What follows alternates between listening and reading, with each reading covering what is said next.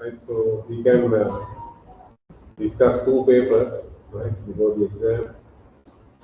This is the first part.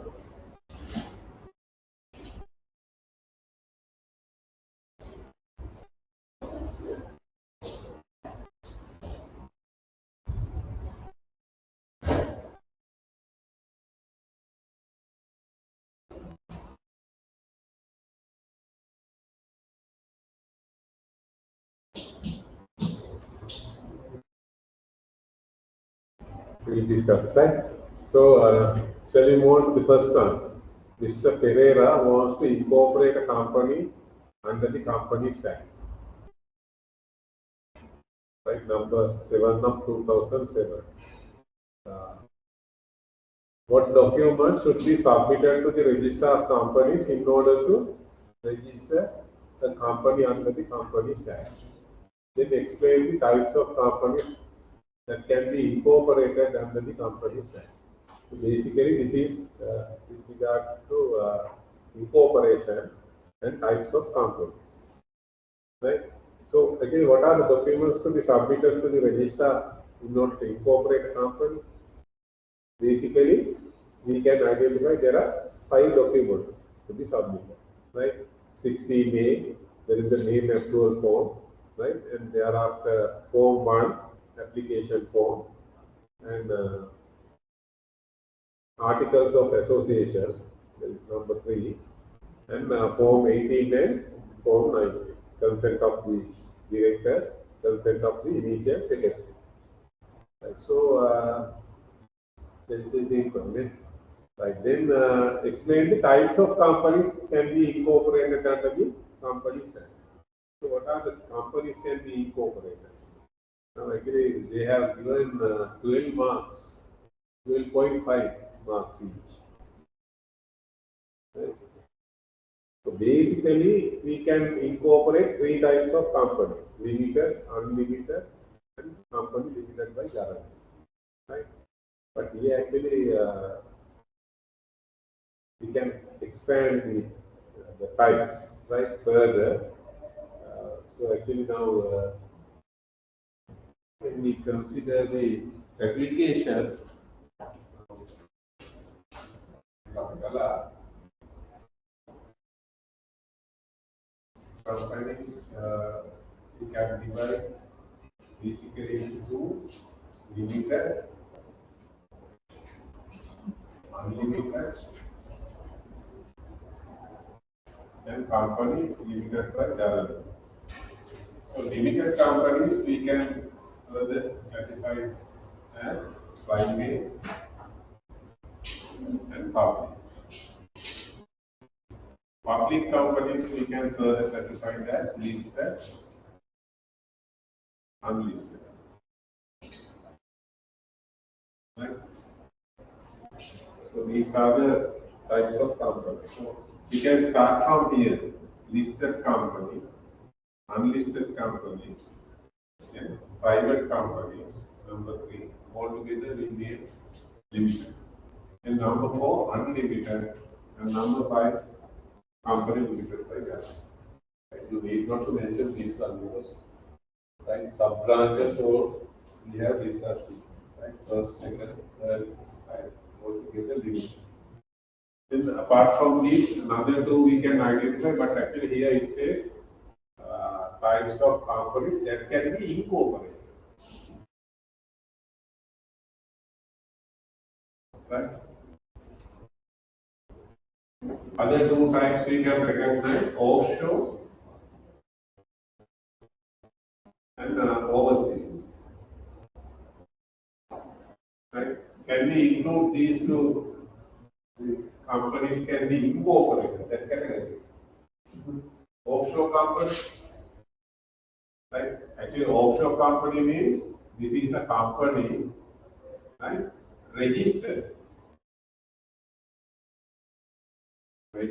in Sri Lanka as an offshore company, registered under the Companies Act, right? Registered as an offshore company under the Companies Act, right? But it may be incorporated incorporated abroad or Sri Lanka. Right?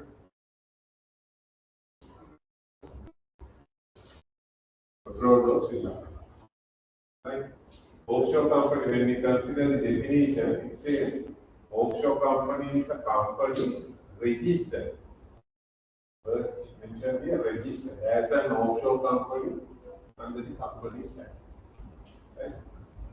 So actually, when we consider the incorporation of the company, it may be incorporated in Sri Lanka or actually we can't include that kind to this category because it may be incorporated abroad. Right? We don't know actually whether it is incorporated in Sri Lanka or right? Therefore, we can't say, we can't include this type of companies into that category. Overseas, yes. Overseas companies, yes. Overseas companies incorporated abroad, not in Sri Lanka. Therefore, actually, we cannot include overseas company to that category, incorporated under the companies. They are incorporated abroad. And only thing is, they have an established place of business in Sri Lanka, right? Place of business. Place of business in Sri Lanka, right? On no after the appointed date, okay? On no after the appointed date, or they had a place of business place, established place of business in Sri Lanka, established place of business in Sri Lanka before the appointed date. Before the appointed date and continue it up to the appointed date. Appointed date is the effective date of Companies Act, that is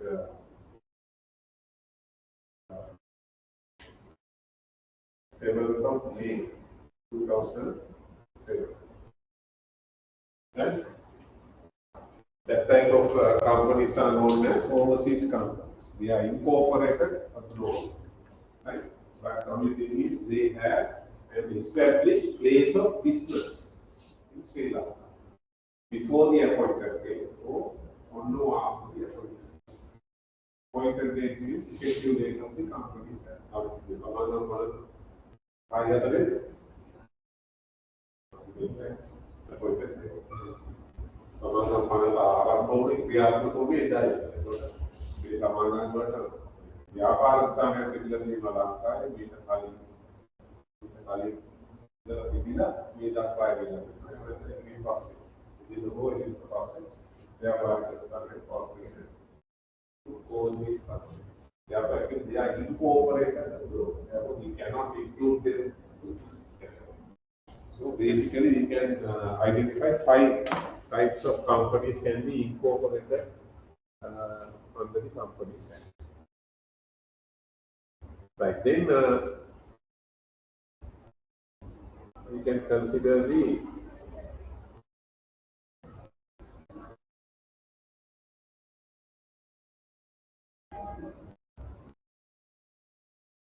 number 2, right? Question number 2, it says after a company is incorporated, it will get a separate legal personality. Explain the concept of separate legal personality concerning the relevant case laws. Right, so basically we have discussed 2-3 case laws, Solomon versus Solomon, Recura versus Northern Assurance Company, basically 2 cases we have discussed. Actually, what is the meaning of separate legal personality? Yes, or it is known as another term we can give, that is veil of incorporation. Veil of incorporation, separate legal person, both are same, right? Veil of incorporation.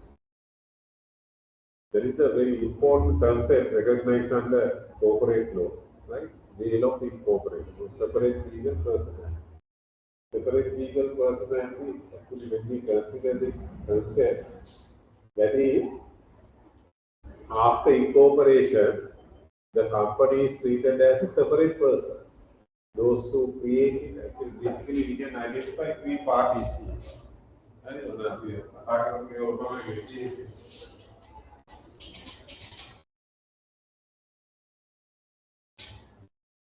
You can identify three parties.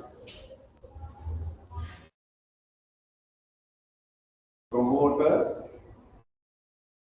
right? Promoters, directors, and members. Or you can say shareholders. So three parties we can identify. So after the company is incorporated, is the company. And after incorporation of the company, it is separate from those who create it. Those who create it. The creators are known as promoters. Those who manage it. The company is managing by the directors. Those who own it, right? Who are the owners of the company, they are known as members. So after incorporation, company is separate person from these parties, right? So this is known as separate legal personality concept. So we can say actually after incorporation, there is a veil separating the company from these parties. Right? Therefore, actually, when we consider third person, third party here, right? Third party, and because of the veil, third party cannot see these parties, right? Promoters, directors, members, or even employees of the company cannot see. Third party cannot see beyond the veil, right? Beyond the veil. And we can see only the company because of the veil, material. Veil. ඒ නිසා මතක ඇතිද? ඒ නිසා තමයි දිරේ නිසා තුන්වෙනි පාර්ශ්වයට පේන්නේ සමාන්තර විතරයි. ඉතින් එහා බලන්න බැහැ පේන්නේ because of the අර ඒ නිසා පේන්නේ කවුද? අර මොකද තමයි සංකල්ප. එහෙම අපි දැන් කියන අපි certain legal personality, right? Because of this concept, company itself responsible for its activities. Suppose the company borrow, right, money from a bank, and the company defaults in payments, right? Then again, bank can. So here, bank is the third party. Company, and these are the persons involved in the company, like promoter, directors, members, and employees. And the company borrowed money from bank. Then if the company defaults in payments, bank can file an action. Bank can file an action against the company in order to recover the money, not against these persons, directors, employees, like these members. Against these parties, bank cannot file an action. Because of the way, bank cannot see them. Right? Cannot see. Right? So for the activities of the company itself, right? So this concept is known as separate legal personality concept. Right? Actually, we have discussed two cases, Solomon versus Solomon case.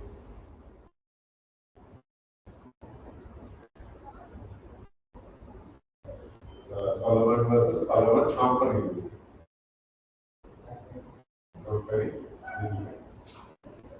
So this is the name of the company and this is the person, name shareholders. Right? So here it says we have to mention the case first. We have group other one our so in this case actually for now actually in this case there are two arguments. One is made by If you consider the facts of the case, right? Actually, Solomon, this person, Mr. Solomon, right? Mr. Solomon, he incorporated the company by name Solomon Company Limited, right? And became the main shareholder of this company. He is the shareholder of the company. And the company had borrowed money from third-party creditors. And further, the company has issued debentures. All the debentures, right, purchased by Mr. Salman. Right, Mr. Salman. Debentures purchased by Mr. Salman. All the debentures purchased by Mr. Salman. And specific feature in the debentures are secured on the assets of the company. The company issued these debentures or debentures on security. Right? All the assets, right? The debentures were issued on security, right? On security. Right? So there is the main feature of these debentures. But the third party creditors, they did not take any security for the loan. But the debentures are issued on security, right? As the security, the assets of the company given to the security holders. Right? If creditors did not receive any security for the loan given. Right? Now what happened? The company is after suffering heavy loss, company is about to liquidate.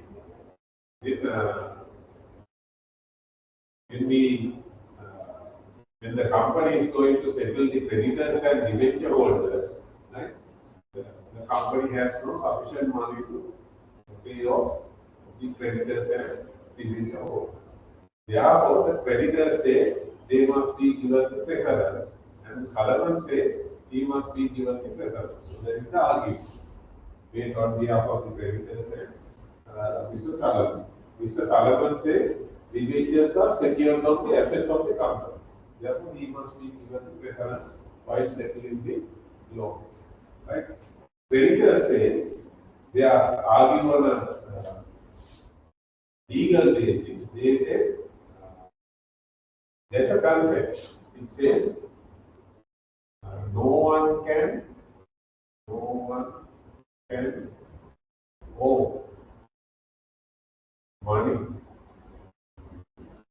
money to himself.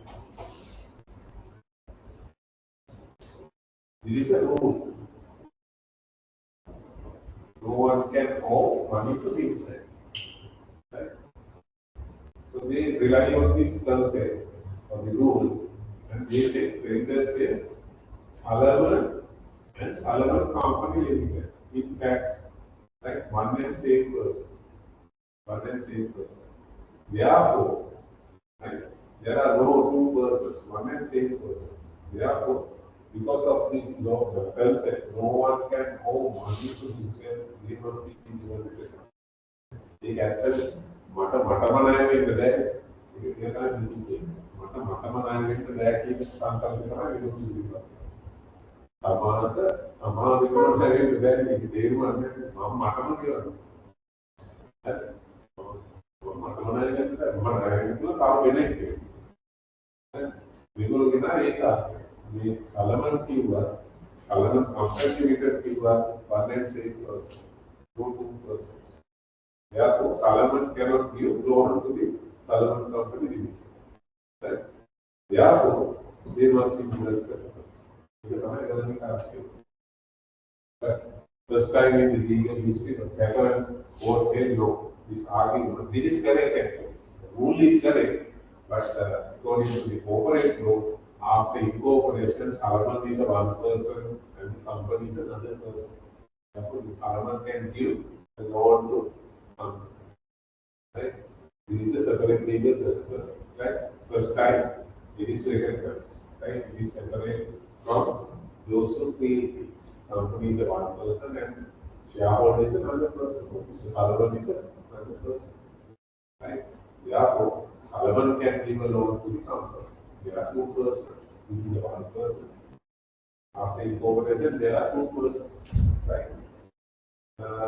So here, no one can owe money to himself, but here, there are two persons. Therefore, Solomon is a one person, company is another person. Therefore, Solomon can give a loan to company, right? And okay, Solomon's loan is giving just the secured on the assets of the company. He must be given preference by settling the loans. So that is the concept introduced by the court. And so the second case also, Macula versus Northern Assurance, the same concept recognized. Mr. Macula is the owner of a timber estate and he incorporated a company, right, and transfer the ownership of the timber estate to the company's name.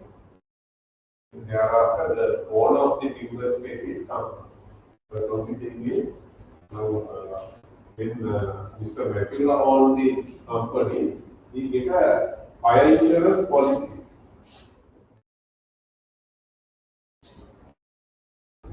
Fire insurance policy for the timber estate. Right? There is no pattern he transferred the ownership of the timber estate to the company's name, right? After incorporation of the company. But due to a mistake, actually, he continued. He is the main shareholder, that's why he continued the fire insurance policy, which is his name, even after the ownership is transferred to the company. Right? Then what happened? The timber estate caught fire. Right? Then Mr. Macula, as the main shareholder, he claimed the insurance benefits under the fire insurance policy. But the insurance company refused to settle the matter. Right? Reason is, right, is a shareholder, Mr. Macula is a shareholder. The state property is owned by the company. Right? Therefore, there are two persons. Macula is one person, after incorporation, the company is another. Therefore, this shareholder has no insurable interest. Insurable interest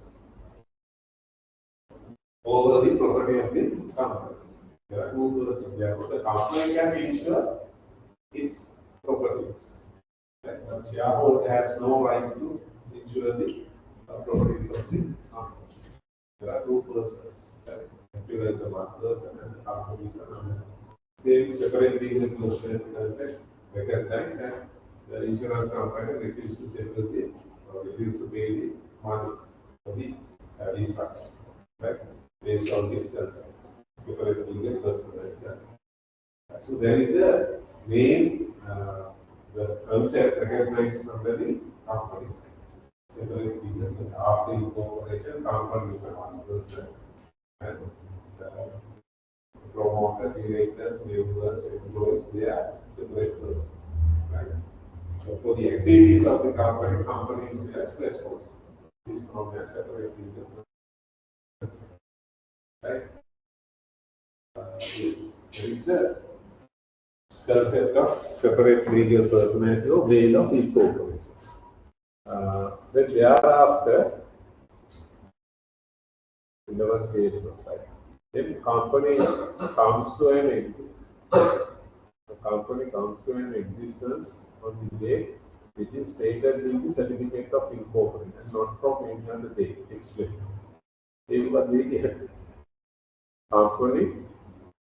The company comes to an existence on the date which is stated in the certificate of incorporation and not from any other date. Explain that. Second part.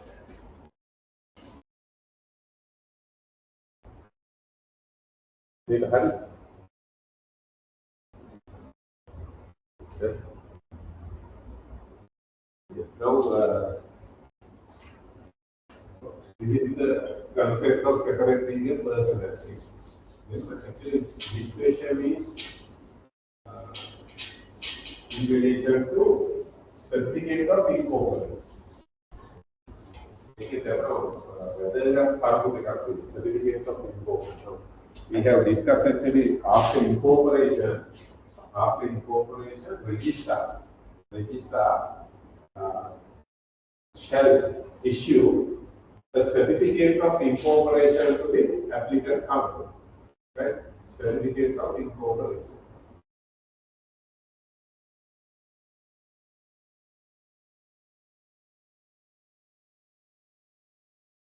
Certificate of incorporation. Right? Now, when we consider the particulars mentioned on the certificate, we can identify name of the company. Right? Then thereafter, date of incorporation. Right? And whether it is a private company, right? Or whether it is a unlimited company, limited by guarantee. Right? So, company number,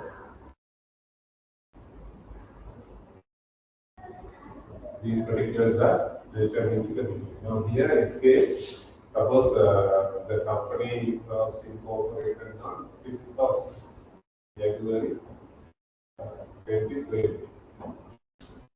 Right? Now, here it says the company comes to an existence on the day which is stated in the certificate of incorporation, not from any other day. It's clear. Right. Now, date is mentioned. Date of incorporation is mentioned on the certificate of incorporation. Right. So now, if we consider the legal effect of the certificate of incorporation, actually we can identify there are two legal effects.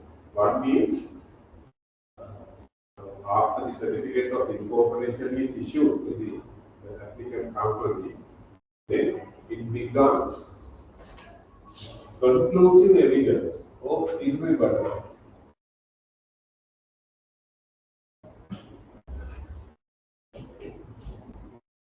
Irrebuttable evidence or conclusive.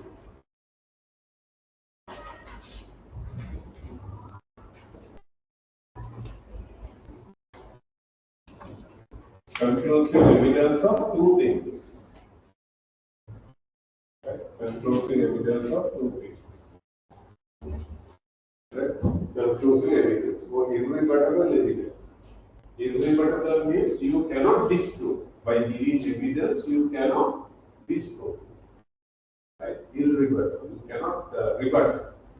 Right? That is the meaning. Irrebuttable. Or conclusive means, right?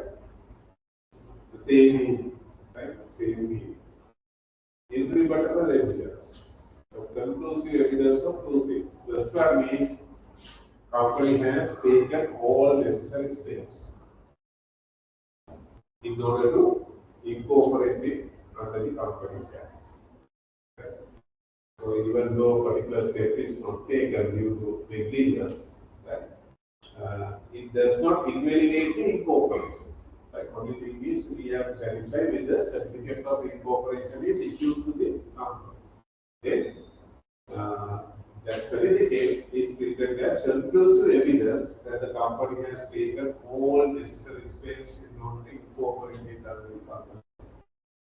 Understood? And the second one is this one. The company came to an existence. The company came to an existence on the date which is stated in the certificate. Existence. And not from any other date. Right? Now, according to the certificate, it says the date of incorporation is 5th of January 2020. Right? That is irrebuttable evidence. So, conclusive evidence that the company came to an existence on this date and not from any other date. Right? I think there's a case actually we have discussed. Right? In this case, actually, what happened, according to the certificate of incorporation, the company is incorporated on 5th of January 2020. Suppose as well, we need to consider the year, right? According to the certificate, company is incorporated on 5th of January. Right? But actually, the company was incorporated on 10th of January. This is the actual. Actually, this is the date erroneously actually mentioned on the certificate as 5th of January. It is wrong. Actual date is 10th of January. Now what happened? On 5th of January, the company has issued shares. Then a person has purchased some shares. Then after he came to know about this issue, then he refused to pay for the shares. Right? Then his argument is on 5th of January, even though the date of incorporation is mentioned as 5th of January in the certificate, right? On 5th of January, the company is not in existence, right? In order to issue shares. Therefore, on 5th of January, the company cannot issue shares, right? On that basis, he refused to pay for the shares. Right? Then the company filed an action against this person in order to recover money for the shares. Right? Then what happened? Court held, right, by giving evidence like this, by giving evidence, this person cannot rebut the presumption. This is treated as irrebuttable presumption. That is, company came to an existence on 5th of January. Nobody can challenge it by giving evidence. Irrebuttable means that nobody can challenge it by giving evidence. Therefore, the company came to an existence on 5th of January. Right? Because that is the date mentioned in the certificate, not from any other date. But therefore, even though the actual date is 10th of January, we cannot consider it. This is treated as irrebuttable, conclusive. Conclusive and Parama Sakshi.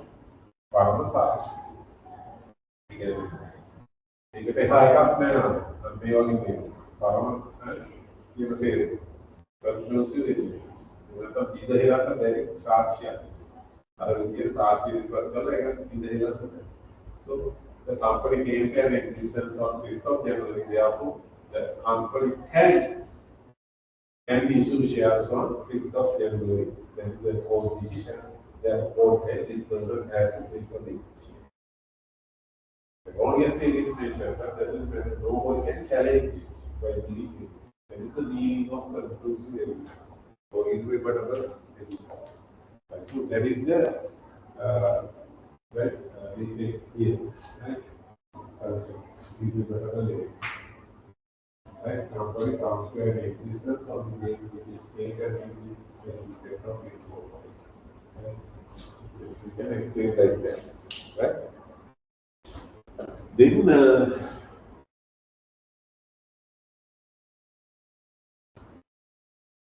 make about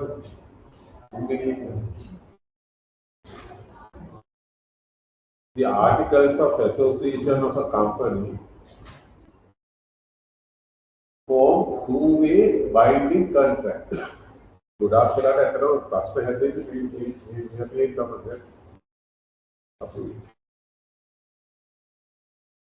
Articles of association of a company form two-way binding contracts between a member and the company, or a member and the other members of the company. Explain the statement.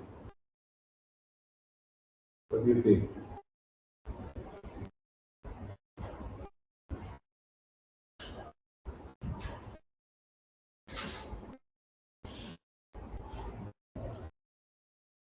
Yes.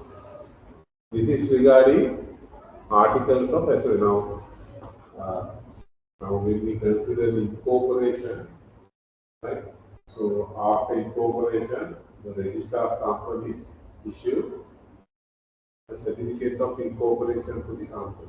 Right? The certificate of incorporation is treated as the irrebuttable evidence or conclusive evidence of these two facts. The first one is the company has taken all necessary steps. Company came to an existence on the date mentioned in the certificate. So these are the two irrebuttable evidence created by this certificate of incorporation. Now, in order to incorporate a company, we have to submit articles of association. So, another document. This is the constitution of the company. Articles of association.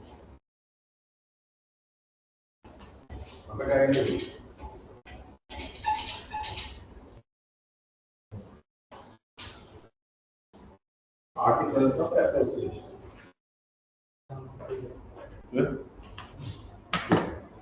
Articles of association.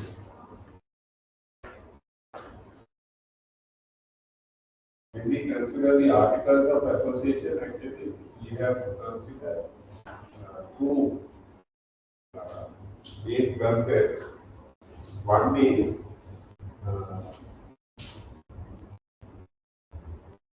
that is about the provisions contained in the articles of association. Provisions.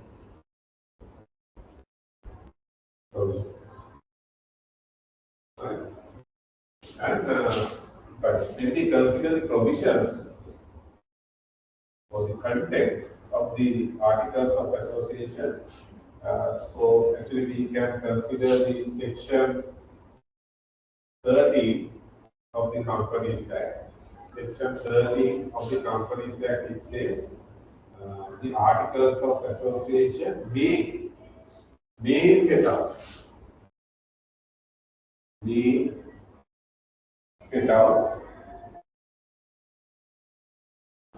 objects of the company, provisions with regard to management and administration, and rights and privileges,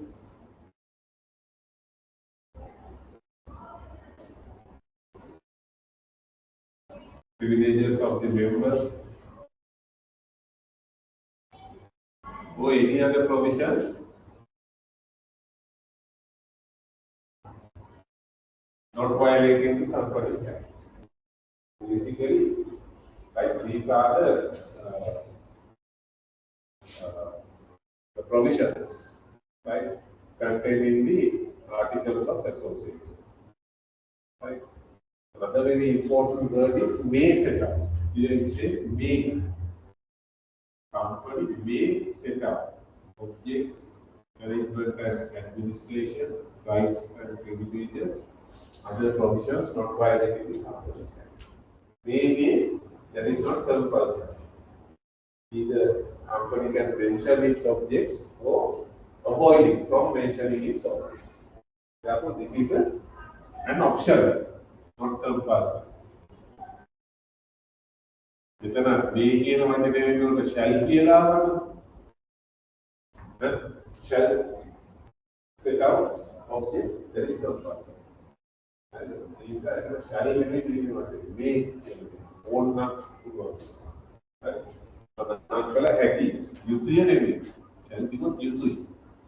ඒක සඳහන් කළ හැකි මේ. ඒකෝට ඕක තමයි අපි මූලිකවම කතා කරන්නේ. එතකොට මේ objects ගැන අපි වෙනම කතා කරමු. ඔය දෙක තමයි articles of association වල ප්‍රධාන වශයෙන් බලන්න. There are two categories. One is content and the object. Object clause. ඔය දෙක මතක තියාගත්තා නම් විරෝධ කරගත්තා නම් කියන්නේ. එතකොට මේ content එකේ කියන now, because of the section 30, like objects, like provisions with regard to management and administration, rights and privileges of the members may be set out in the articles of association. Right? So, therefore, right, when we consider the provisions contained in the articles, some provisions are related to his capacity as a shareholder.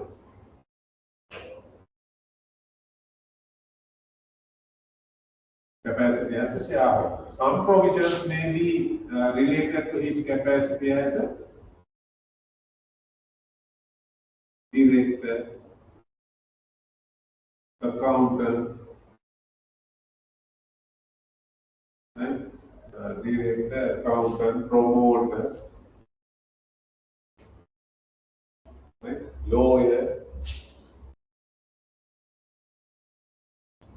right? Some provisions may be related to his capacity as a director, accountant, promoter, lawyer, other than shareholder, other than member of the company. Right?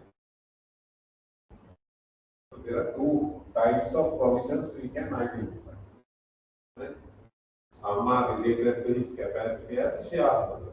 Suppose, for an example, you can say articles of association says now it can mention the rights and privileges of the members. Therefore, right? According to the articles, it says every shareholder is entitled to cast one vote per share.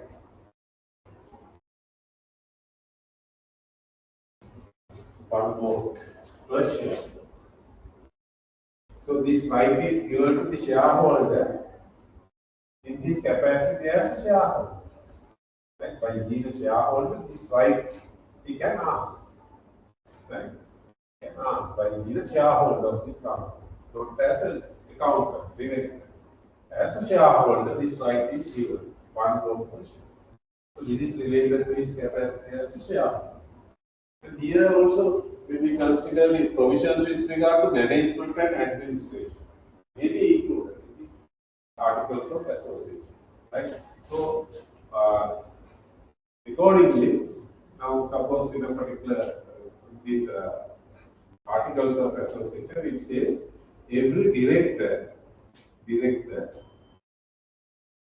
is entitled to receive 100,000 rupees monthly salary.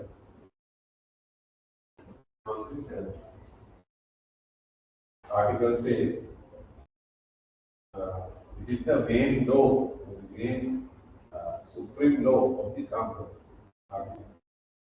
So it is treated as the constitution of the company. Right? Vivasta. Pate Vivasta, Samarnamata, Vivasta, Jadagattu Divi. In current two parliament.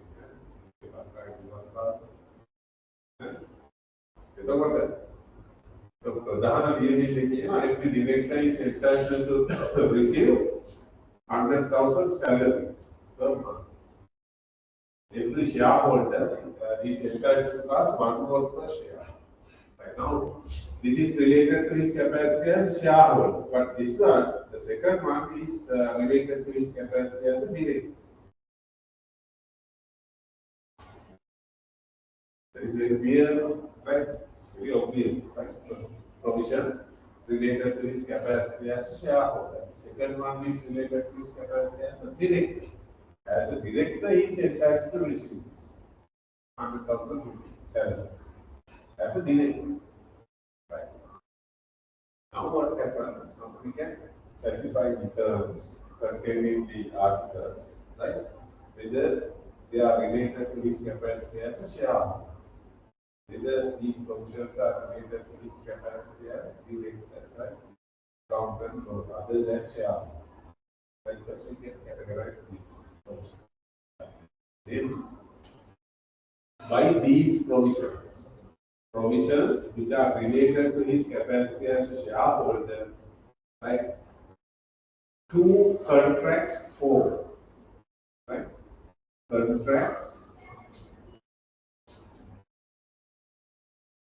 Two contracts formed by these provisions. One contract is formed between shareholder and the company. Right? The second type of contract formed between single shareholder and the other shareholders. Right? Right? Only by these provisions is provisions related to his capacity as shareholder. Two types of contracts formed. Right? One type is formed between shareholder and the company. The second type of contract formed between single shareholder and the other shareholders of the company. Contract form. So if this contract is breached, then party to the contract is entitled for damages. You can bring an action for damages. Now here it says every shareholder is entitled to cast one vote per share. Suppose this right is violated by the company, then what happens? By this provision, contract form. Contract form between who? Shareholder and the company. Company has violated the rights. Then the shareholder can bring an action against the company in order to recover damages. Damages on the basis of breach of contract. Right? On the basis of breach of contract, shareholder can bring an action against the company. Right? This right is violated by the company. Understood? That was happened. If the company has violated this contract. Right? Another type is we have actually discussed another provision. That is that type of contract formed between single shareholder and other shareholders. We have mentioned concept. It is named as preemptive. Right? So here in this article says every shareholder has preemptive right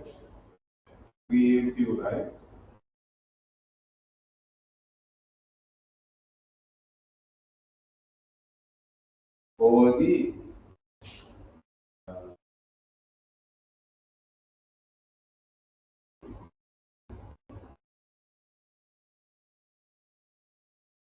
shares of the other shareholders. Preemptive right. Right? Preemptive right over the shares of the other shareholders. Every shareholder has a preemptive right over the shares of the other shareholders. Right? Preemptive right means, right? Preemptive right means now it means preemptive right with regard to shares. Now here what happened? Shareholder, you can see, right? He is a shareholder of the company, right? And BMC, they are also shareholders of this company. Right now, suppose there are three shareholders in the company, A, B, C, right? Then A is going to sell his shares, right? Then what happens? Right? If other shareholders have preemptive right over the shares of this shareholder, then if A wants to sell his shares, the first choice to be given to the existing shareholder. First choice. So as a right, other shareholders can demand it. Because this is a right. This is a right given to the other shareholders. That's why we name it as preemptive right. It's a right given to the other shareholders. Therefore, if A wants to sell his shares, then first choice to be given to B and C to purchase the shares. If they refuse to purchase, then they can sell it to another party. Right? So this right actually is available with these shareholders, B and C. Right? So that is known as preemptive. shares වලට ගන්නේ මම කටියට කිව්වා. උගුරු ඉඩම් වලටත් තියෙනවා. සාමාන්‍ය භාවිතය. හොඳ ගෝවිය. උගුරක අයිතිකාරයෙක් ඉන්නවා. ඕන and noting some of the good.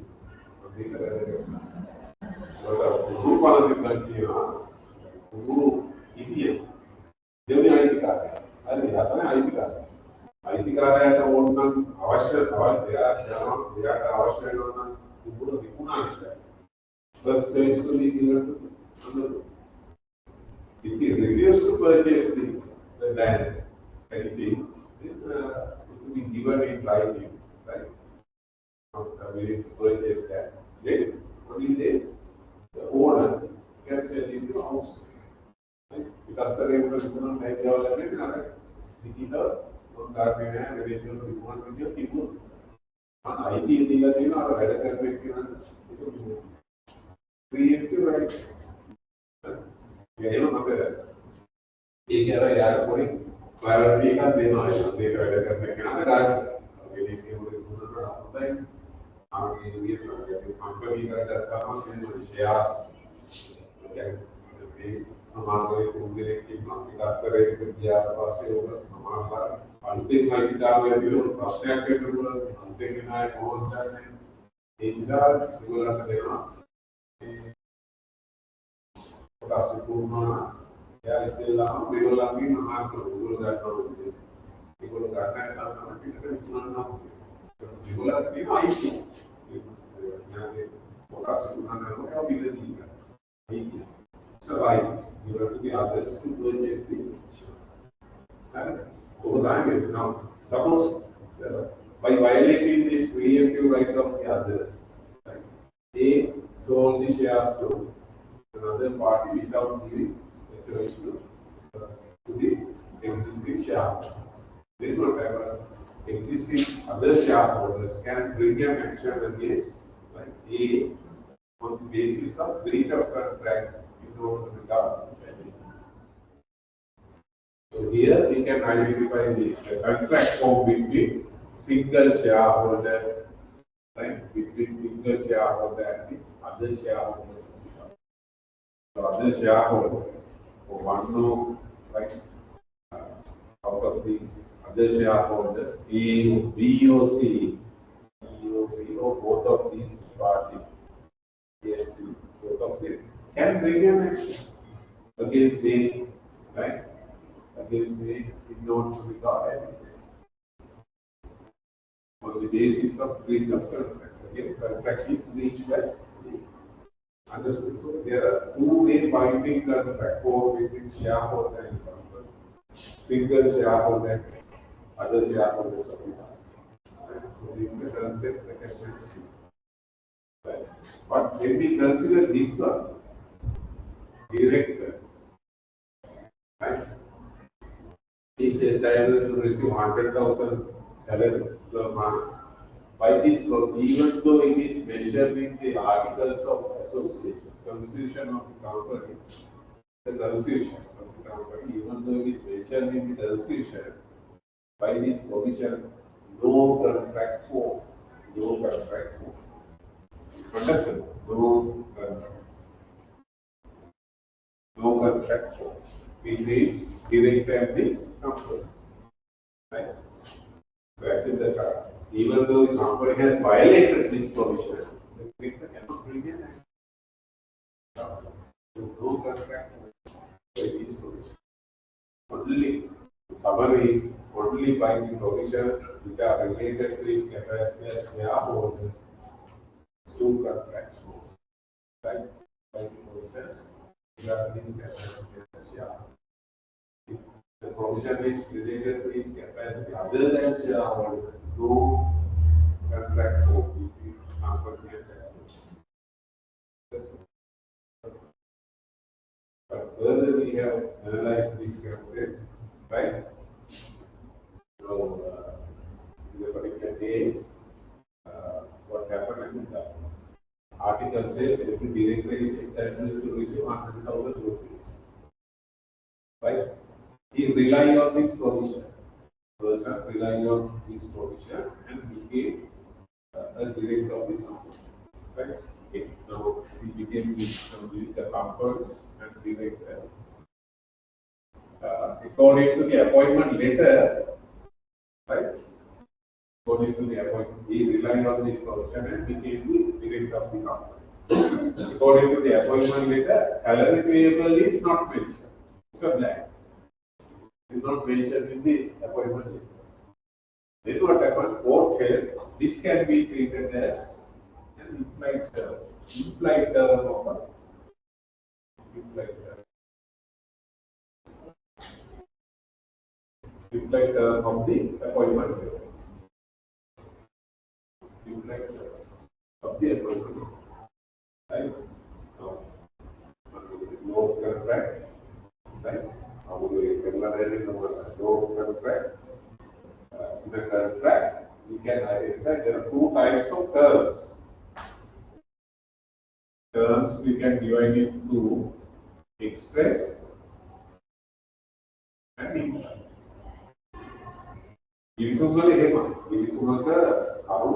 Express these are the terms agreed by the parties in writing.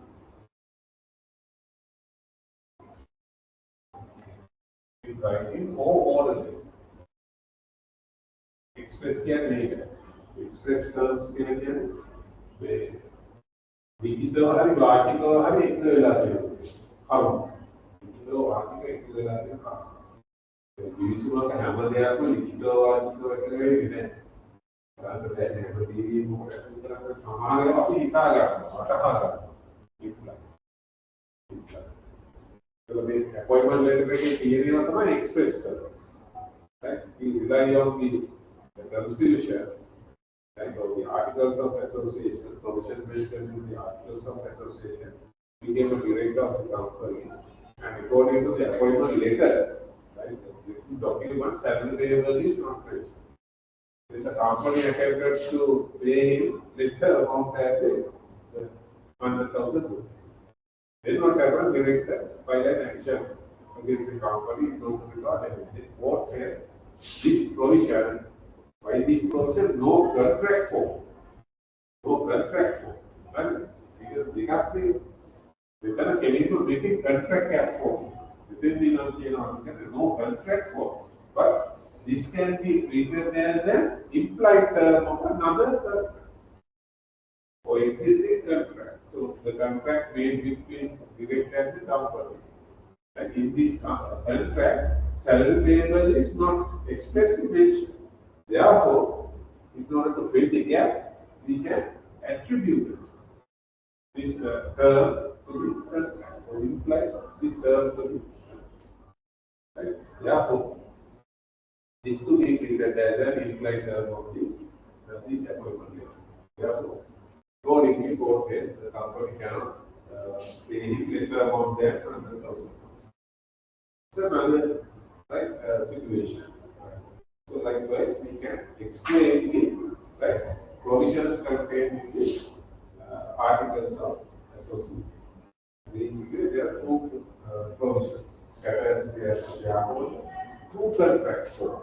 Contracts formed by these provisions.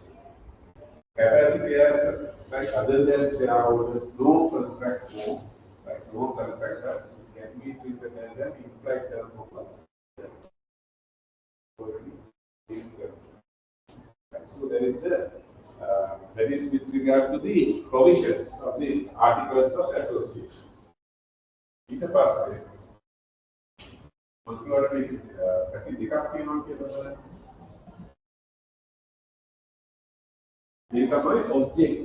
objects. I will tell you okay cover. We didn't cover. Because the other that's the other rules that they can go without maybe over cover. And regard of objects, क्या लगाता है करना पड़ता है. ये तो विशेष आपके काम है. Now here it says may set up objects. Therefore, setting out objects in the articles of association is not a compulsory requirement. It means the company can set out its objects, or company can refuse to setting out objects in the articles of association. Right? Refuse to avoid from setting down these subjects in the articles of association. Right. Now what happens? If the objects are mentioned in the articles of association, objects are mentioned, then the company, now suppose according to the objects, it says the main object of the company is manufacturing goods. Manufacturing goods. So this is the main object of the company. For that purpose, the company is incorporated. Manufacturing goods. Right? Then this company shall engage into all the business transactions related to its objects. Right? All the transactions to be limited or confined to the objects mentioned in the articles. If the company engage into contract other than the objects mentioned in the articles, right? Like suppose selling vegetables or selling fruits,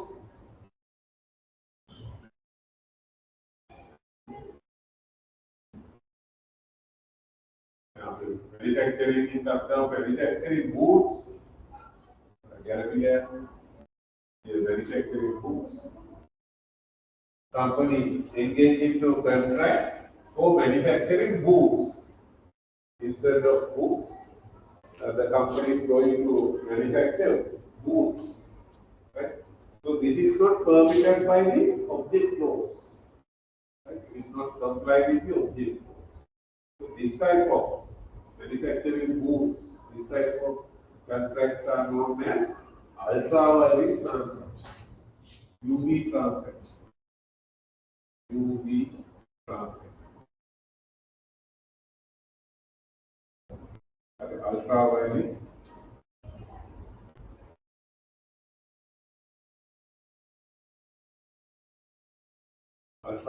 transactions. So we can say UV transactions. Ultra-virus transactions. ඊට පස්සේ කියන ප්‍රශ්නේ තමයි ගොඩාක් අයට මේක අතර පොඩි ප්‍රශ්නයක් තියෙනවා. මේ UV transaction වල තියෙන validity මොකක්ද? හරි. UV transaction. Right? The transaction is not permitted by the object clause. Right? That type of transactions are known as ultra-virus transactions. Actually, the concept is recognized as ultra-virus and intra-virus. Ultra-virus means beyond the objects. Intra-virus means within the, according to the objects, within the scope of the object. Right? So there is intra-virus. So this is ultra-virus. Right? Ultra-virus transactions according to the common law. Common law means case laws. According to the case laws, ultra-virus transactions are void or invalid. Invalid. So we can say that void contracts. Void. Void. Right? Invalid or void. So this word is void. From the beginning, it is invalid. Right? Invalid may be after the contract was made, not from the beginning. Invalid. But here, void means from the beginning, no valid contract between the parties from the beginning. And there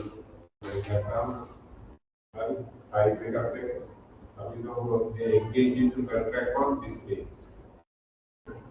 Suppose this is the date we are considering about the contract, right? Considering of the contract today is the date on which they engage into the contract, and this is today. Void means from the beginning, from here, no valid contract. From here to here, no contract. And here and after also no contract. From the beginning. void. There is a meaning of void. From the beginning, no valid contract. But some contracts may be valid until today. Valid. Until today. Then after today, invalid. There is another type of contract. From the beginning, there is a valid contract. Right? Up to date. Right? But after today, after judgment of the court, it becomes invalid. And here are the other voidable contract. This voidable. Okay, it's your own man. Voidable. Voidable. Void and voidable, two different types of contracts. Void means from the beginning, no valid contract. Voidable means it's a valid contract up to the date. Thereafter, no valid contract. Voidable. Right. So here actually what happened? All the ultra-wireless transactions are treated as void contracts. Void contracts. That is void. Void is not a power. Void. Void. Now actually, this is according to common law. The case laws, ultra-wireless transactions are treated as void. But when we consider the provisions contained in the Companies Act,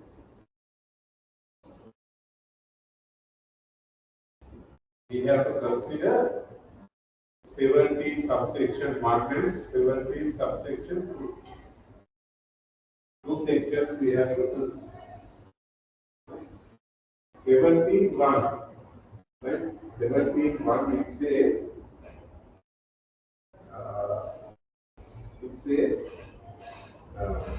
if the objects are mentioned in the articles of association, then company and directors shall confine their business activities or shall engage into business activities according to the object rules. According to the object rules.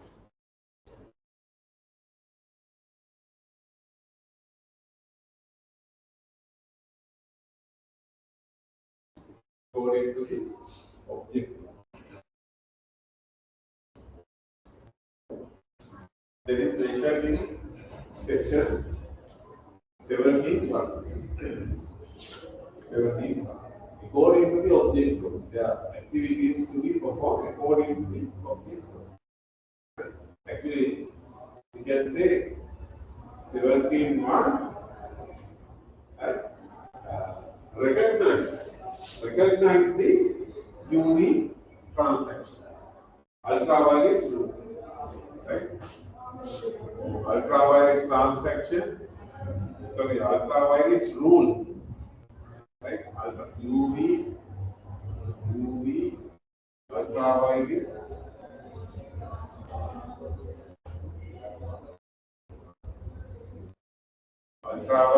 rule is recognized.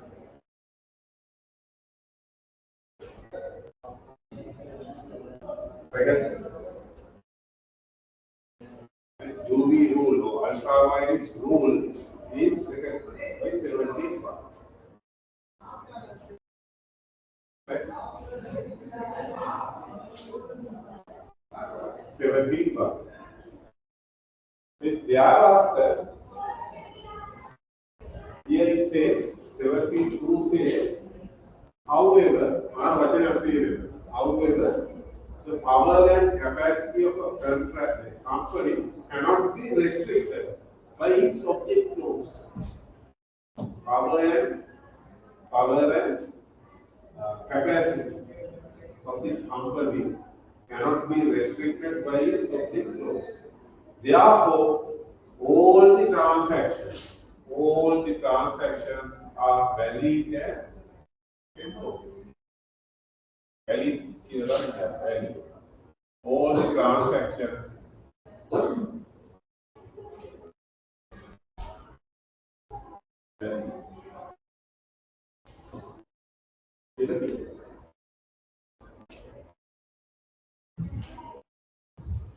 ගැනීමක් වේවා.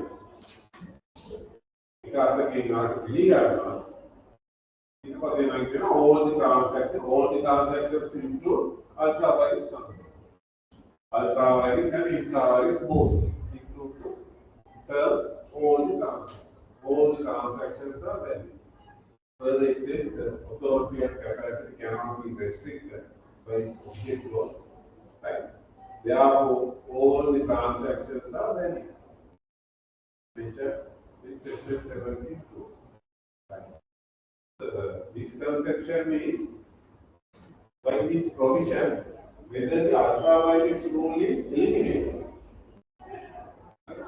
or removed. That is the main issue. Right? But actually, when we further consider the provisions contained in the Companies Act, right? It says now all the transactions are valid. However, right? Further it says where the company is going to engage into ultra virus transaction with any shareholder or director can bring an action against the company in order to prevent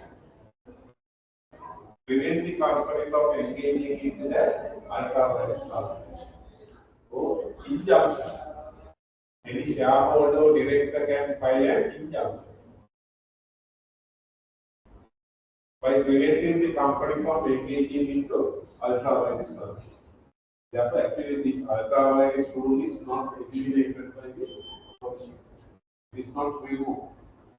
It is not removed. Still recognized. That's why that authority is given to the shareholders and directors. If the company is going to engage into ultra virus transaction, actually they can file an action against the court and they can stop them before engaging into that ultra virus transaction. Right? So that type of orders are known as injunctions. By seeking an injunction, they can bring an action against the company. Right?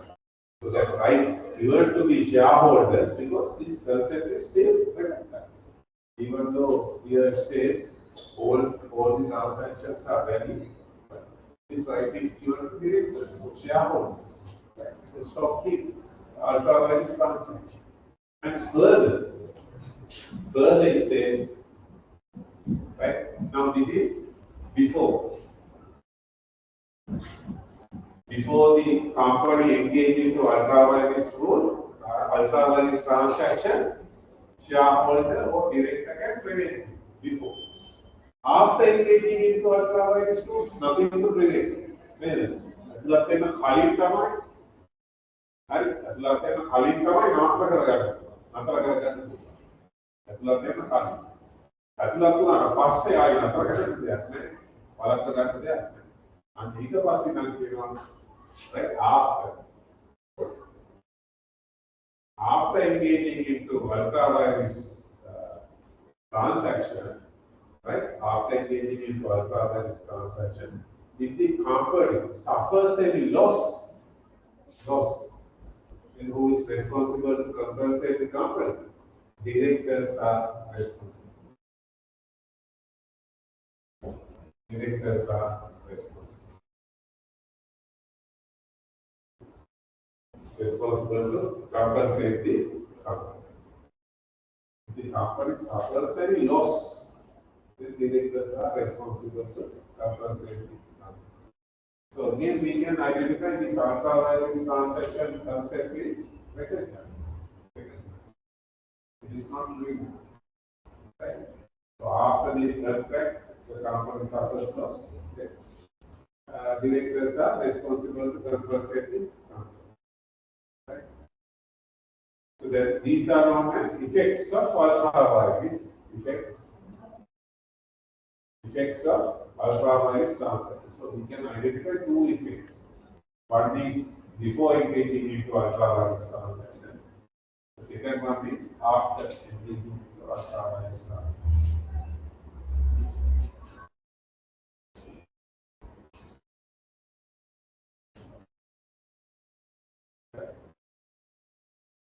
Actually, why here it says all the transactions are valid. The reason is the freedom is given to the directors. They need not to confine the business activities according to the object course. Right? If it is 100% sure to the directors that the company can earn profit, even though it is ultra-virus transaction, freedom is given to the directors to engage in that ultra-virus transaction. Right? That's why it says, right, if the company suffers any loss, directors are responsible. If the company gains profit, then there's no any legal impact. Right? So by engaging into ultra-virus transaction, company can earn profit. So, but only thing is suffers the loss, directors are responsible. Another one is before engaging into directors can understand bring an action and in order to prevent the company, right, from engaging that. So another reason, another effect, right? But here actually the company gain profit, and actually there is no effect to the directors or to the company. We can under that actually it is there is peace given by section 72. Right? Then it is permitted. Only thing is to be decided by the directors. ඒගොල්ලෝ තමයි තීරණය කරන්නේ. මේ අවදානම බාර ගන්නකොට ඒගොල්ලෝ. ඒගොල්ලන්ට වෙනවා මේකේ පාඩුවක් ඇති. ප්‍රශ්නයක්. වලෙන් නැත්නම් කවුරුත් යනවා. ප්‍රොෆිට් එකක් ආවොත් කිසිදු ප්‍රශ්නයක් නැහැ. ඒකම දේ මේක පිටපැනලා ගිහිල්ලා අලාභයක් වුණොත්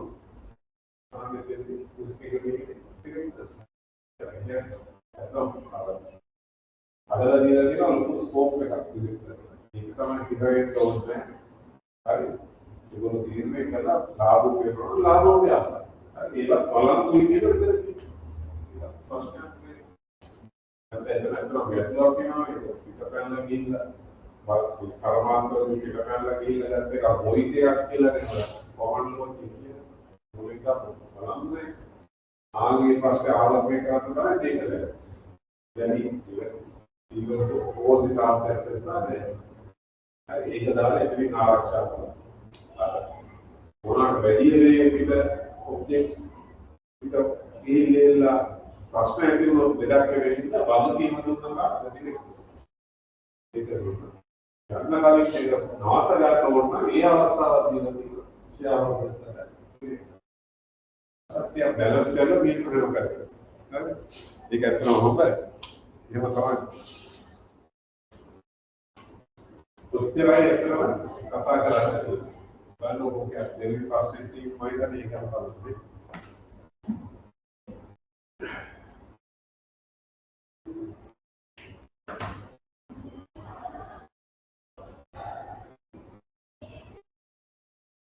Explain the ultra-virus rule and effect of the ultra-virus rule.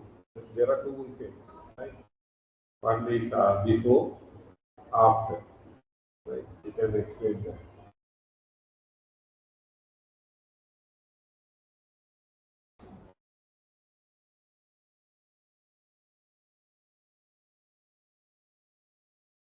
So, to find the contract form between shareholder and company and a member and the other members of the company. Okay. Recognize like that, right?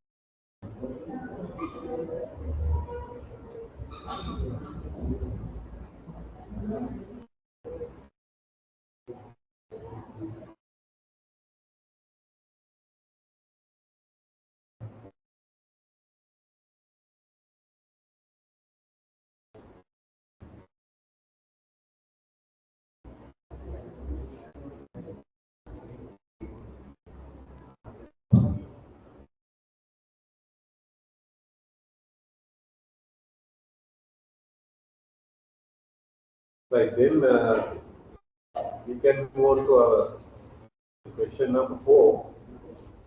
Question number 4B. Explain whether the company can ratify pre-incorporation contracts after its incorporation. තවත් පැත්තක් ඇත්තට මේ අපිට මේ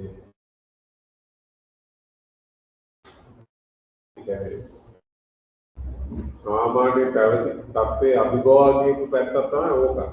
ඔය කාර්ය. සමාගම මනස ආවට පස්සේ. Whether the company can ratify pre-incorporation contracts after its incorporation. Right?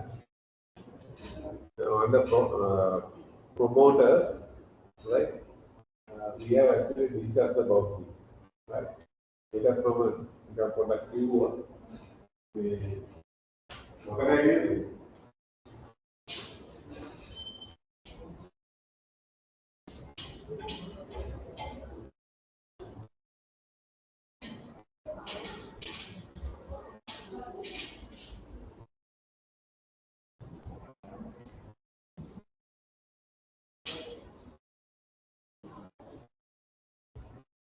Right. Okay, now.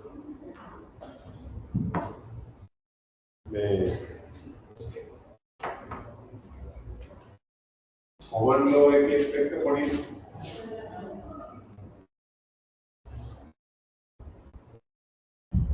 common law expect law features.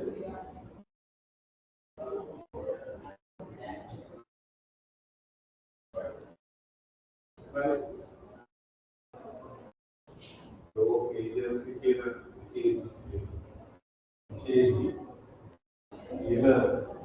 විශේෂත්වයක් තමයි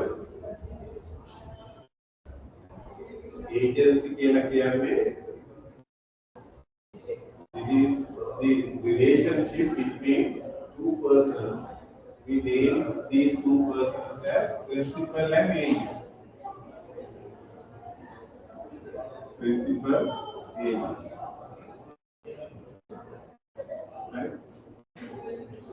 principal and agent. Right? So agent engage into contract with third party on behalf of the principal. On behalf of the principal. Then actually what happened, right? When the agent engage into contract with third party on behalf of the principal, binding contract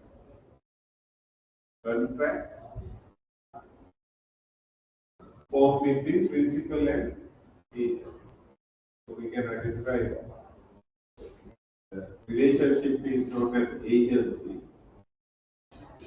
Agency is created between principal and agent. Then what happened?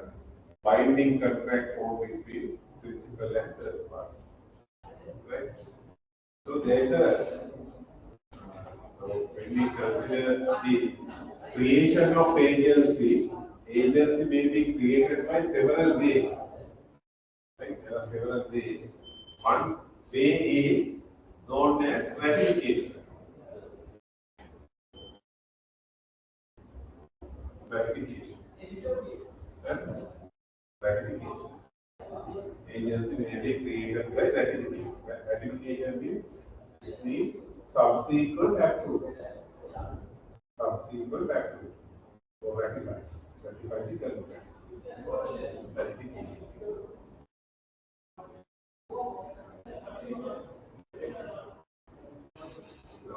It means what if you have to do what is the now when we consider the time like this agent first of January agent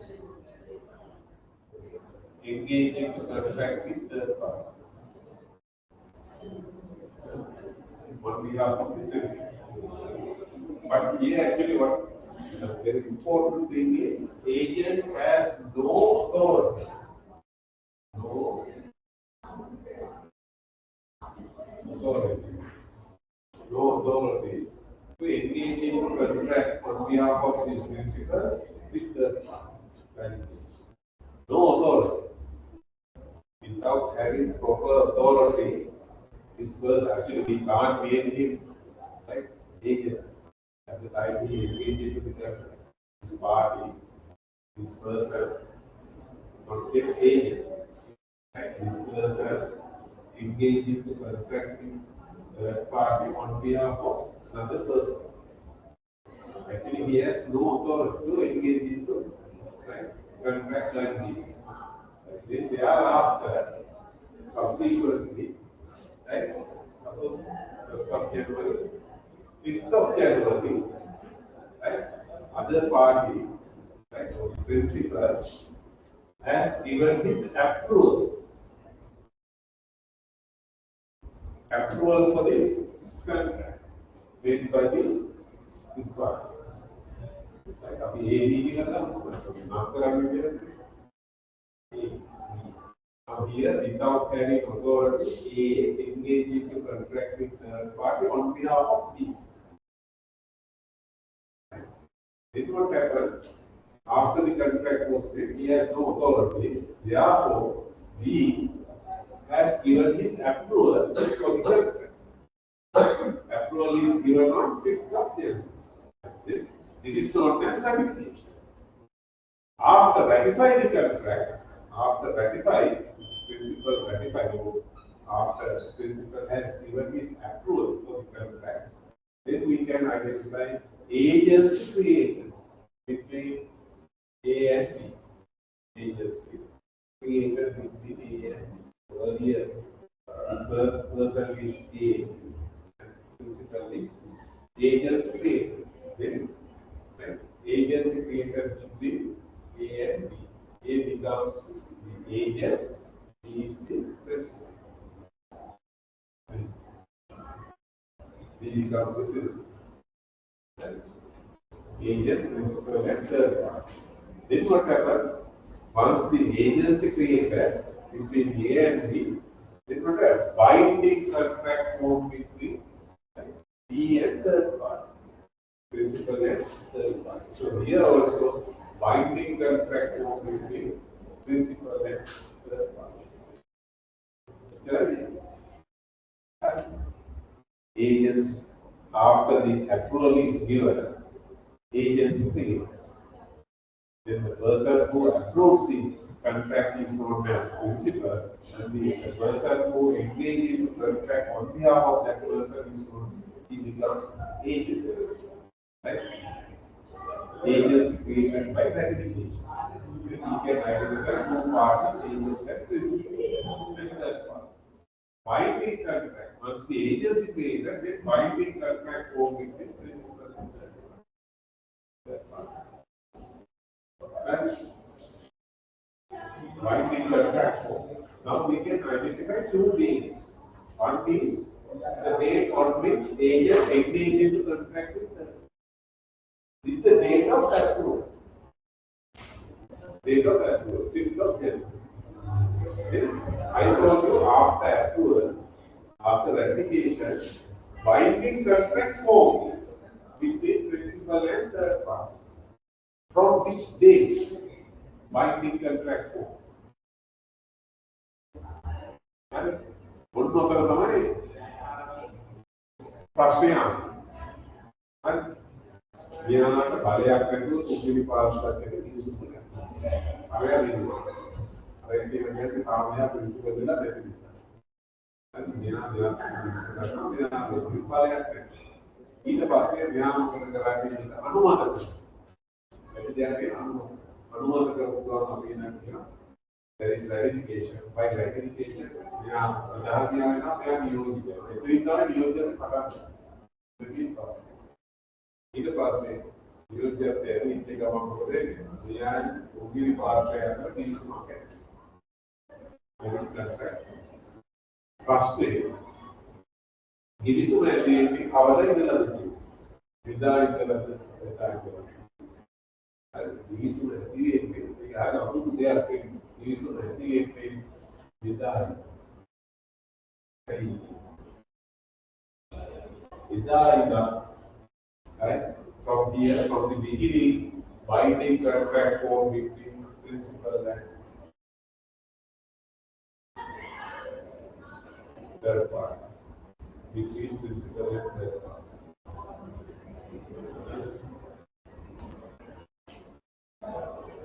Hari amat dia ini. Dan jadi kai paham, rumah negara puan. Semua rumah negara puan. Ya, bagi perbedaan kai ini.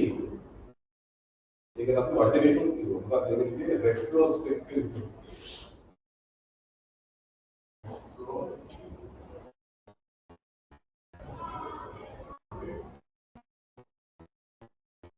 Retrospective. It is affected to past. Right? So binding contract formed between principal and third party from the beginning. Retrospective.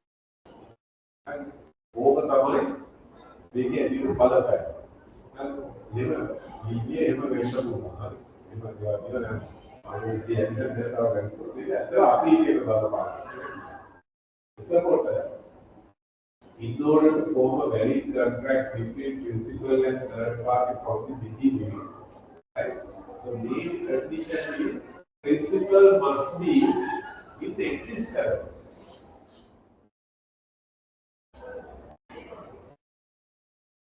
In the existence, right? Principal must be available, right? On this date, right? With contractual capacity. Because binding contract formed from 1st of January. Therefore, on 1st of January, the principal must be in existence with contractual capacity.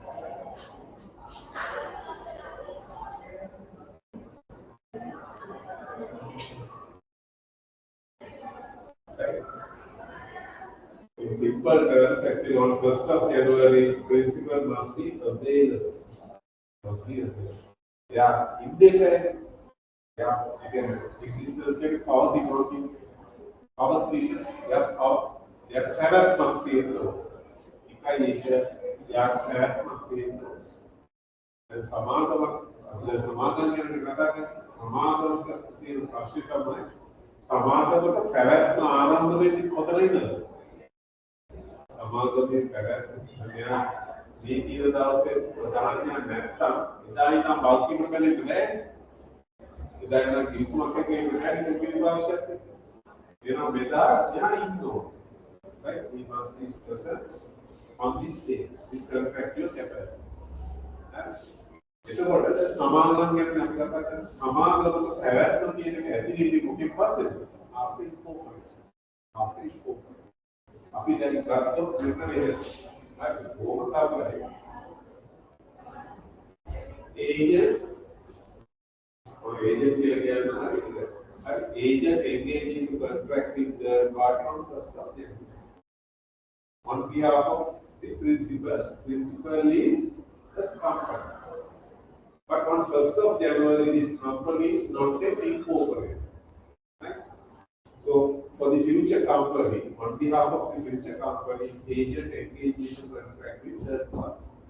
Then thereafter, right, on this day, after this day, 1st of January, suppose 4th of January, the company is incorporated. Right? So, actually, after incorporation, it came to existence.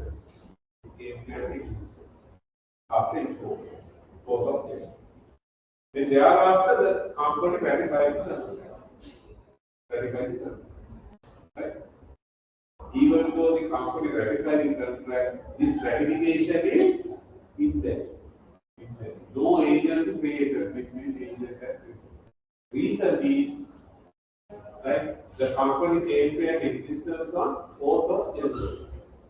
Once it is ratified, right, binding contract formed between principal and third party from the beginning.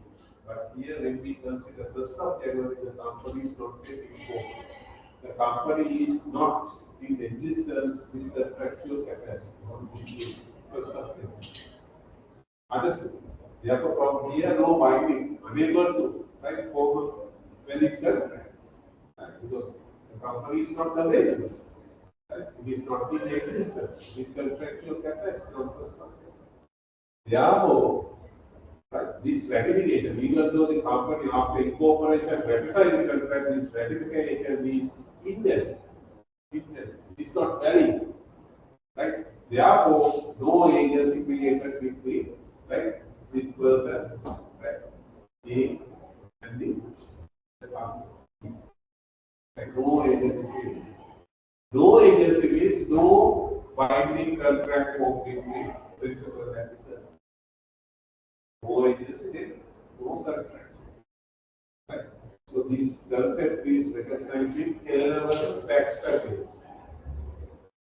Galle versus Baxter.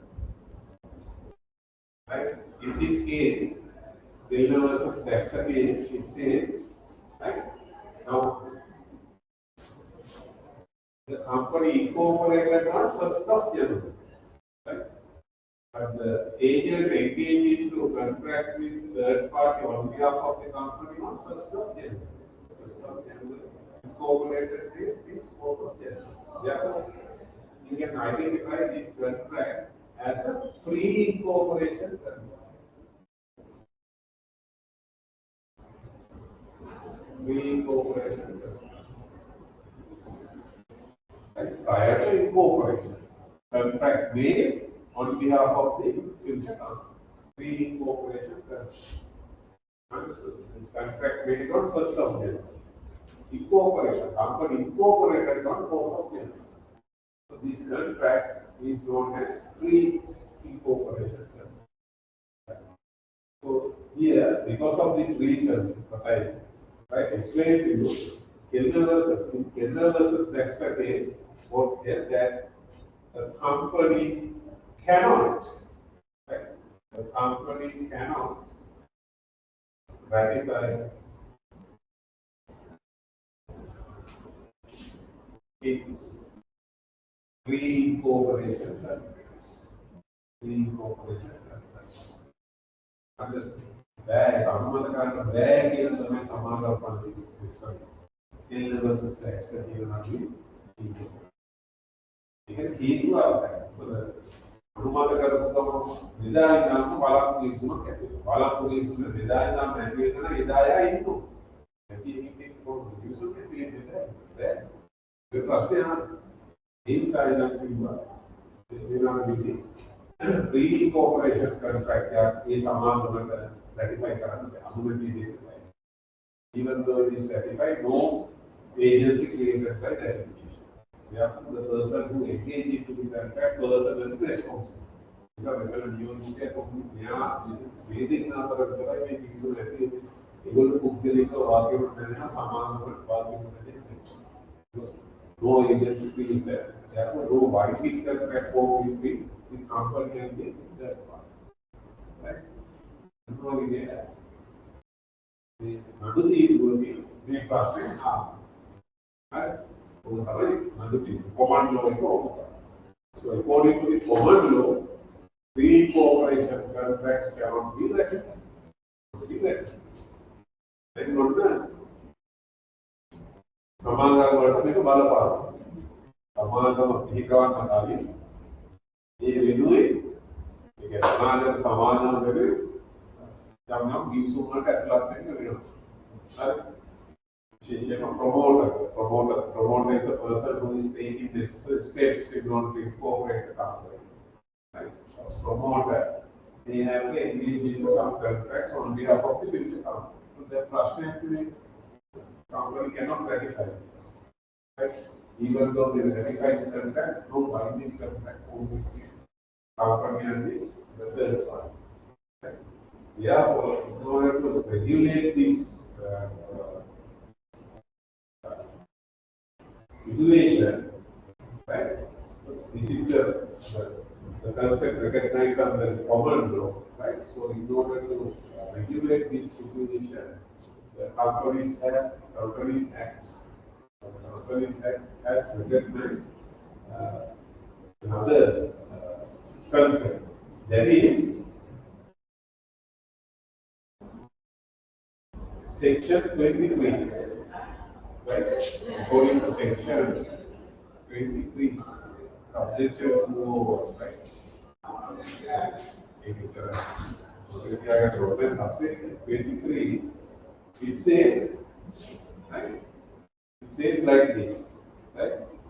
It says, notwithstanding anything to the contrary in any law, right?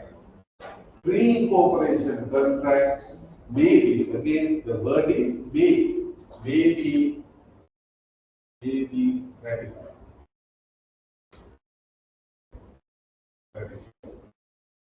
So there is the statutory provision with regard to the pre-cooperation contracts introduced in the Companies Act. Notwithstanding anything to the contrary in any law. Then we can get it on the व्यवस्था meaning you know bad we can common law. Notwithstanding anything to the contrary in any law. Common law is the thing that ये mono ये मसला इधर की ना नहीं pre-cooperation contracts may be after ratification they are valid and enforceable. Valid and enforceable. As the company was being a party to the contract, right, at the date or on the date the agent engaged in the contract with the party. Whether saman hiya samana vidya, whether many other hiya samana vidya valid and enforceable here. This is the way section 23. Aam ye vidya statutory provision का किसी को गलत है because of this command law Telangana versus tax package pre-cooperation contracts cannot be ratified but according to section 23 it says may be ratified after ratification it is valid and enforceable. आज कोई प्राप्तियां देना होता है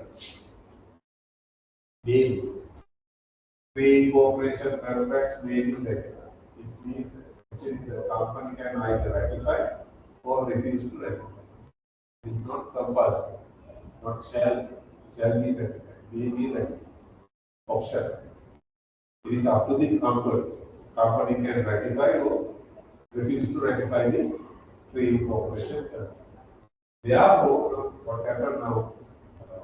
Actually, there are two risks we can identify. Now, this is a pre-incorporation contract. Therefore, we don't know at the time they engage into the contract, pre-incorporation contract, the company is not yet incorporated. Therefore, we don't know whether the company will be incorporated. Will be incorporated or not.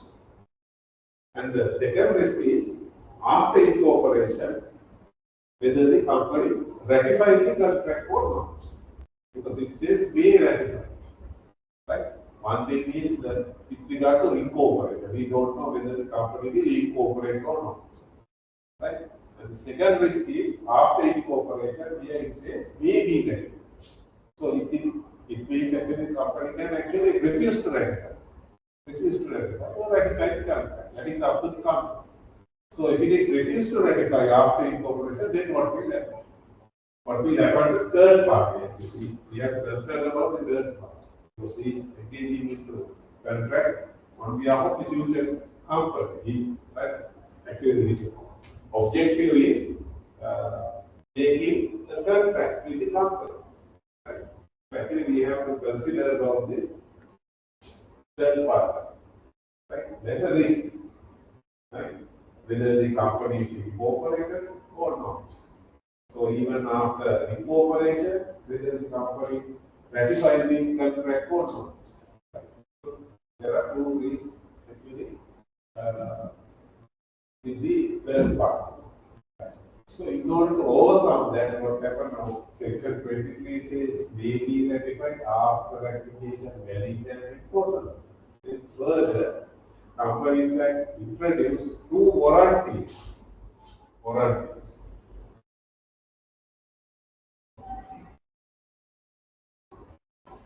Two warranties in relation to the agent.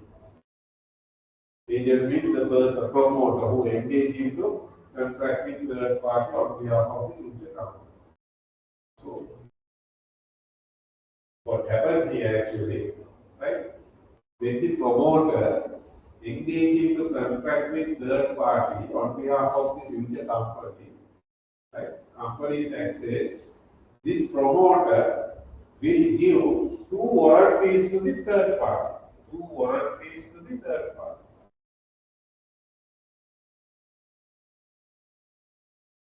Two warranties given by the promoter to the third party. Right? Two warranties.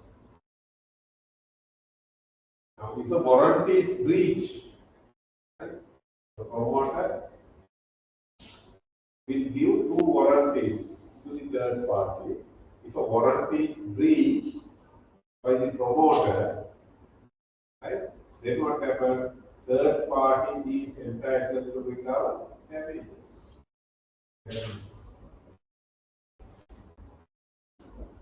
Right?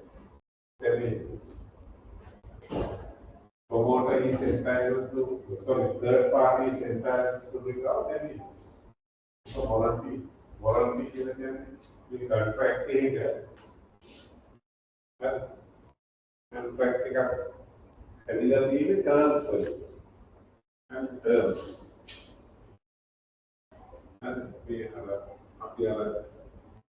සාමාන්‍ය පාවිච්චි කරනවා වඩා වෙනස් තේරුමක් තියෙනවා warranty කියන්නේ. and terms අපි දෙකකට බෙදනවා කොටස් conditions warranties. Conditions and warranties. එහෙම වර්ගීකරණය කරනවා. Conditions කියලා කියන්නේ vital terms.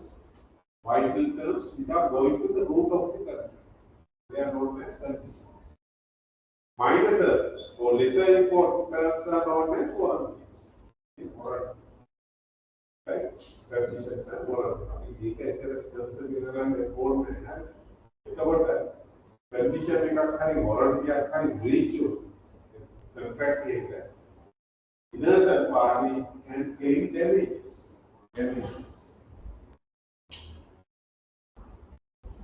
මේ දෙකේම එක ස්ථානයක පොලිස් කරකලා ඒ වොරන්ටි එකක් අඩ කළා අලාමිල්ලට පුළුවන් අහිංසක පාර්ශ්වයට අලාමිල්ලට විතරක් ඒක තමයි මේක බැලන්ස් කරගන්න by engaging into free cooperation contract by the promoter with the third party.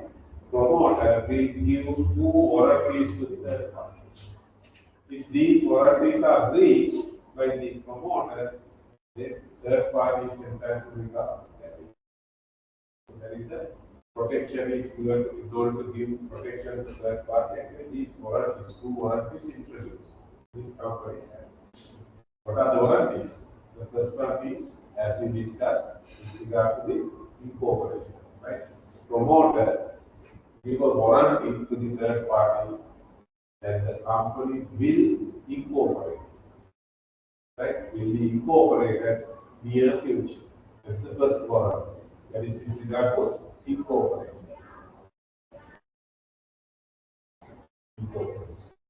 So if the company is not incorporated after the pre-incorporation contract, right, on the basis of breach of warranty, third party can recover damages from the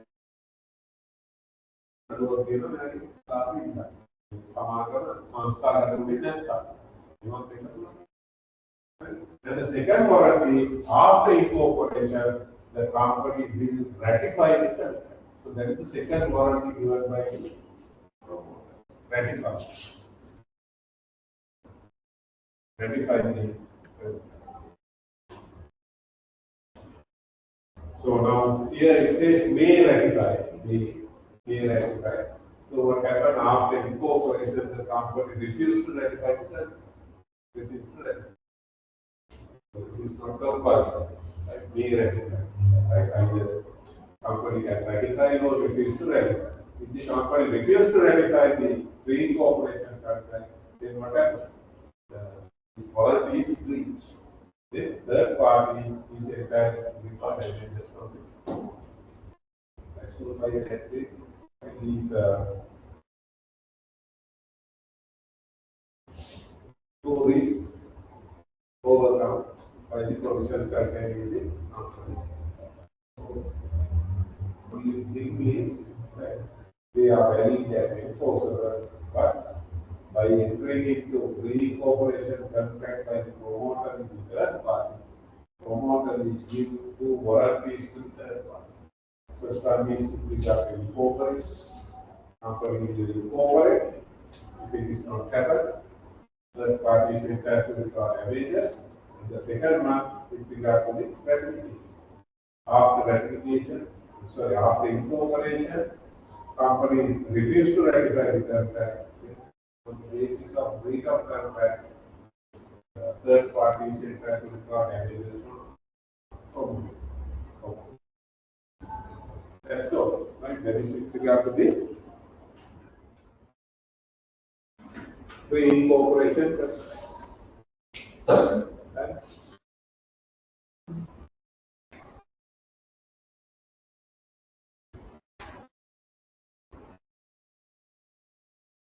Then actually can ratify the pre-incorporation contract, right? So that, but promoter will give two warranties to the third party, then we can explain that, right?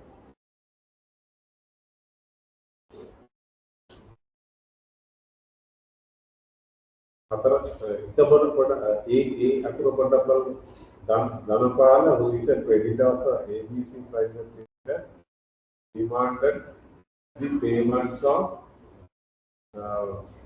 first of December 2016, but the company has neglected to pay the money up to this date. මේකක් තියෙන අවුරුදු තියෙන්නේ නේද? අපි ඕන විතර පොඩ දිවි වෙනස් කරගමු. ඒක මෙතන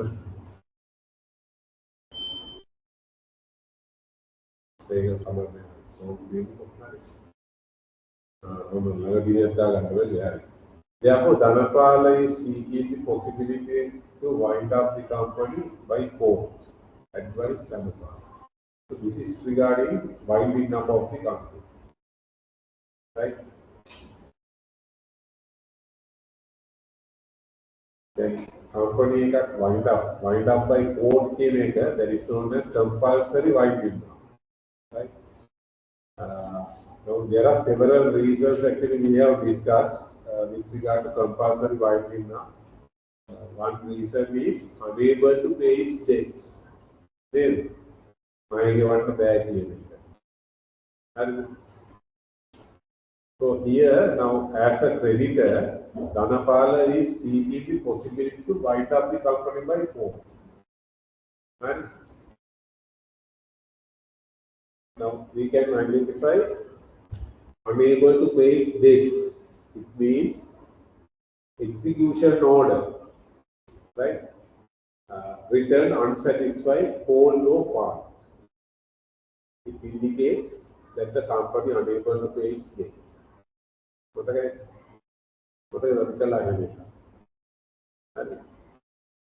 Execution order ආපහු යනවා බලාත්මක කරන්න බැහැ.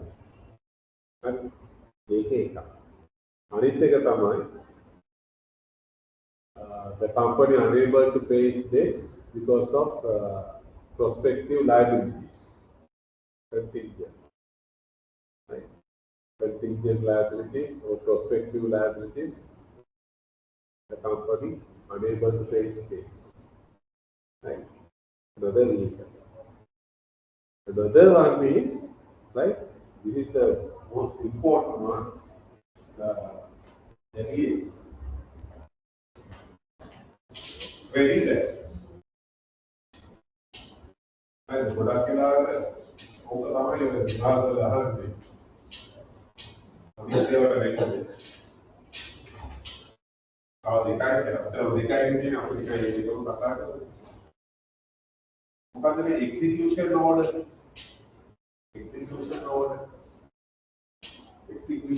එකක් කියලා කියන්නේ execution order of any court.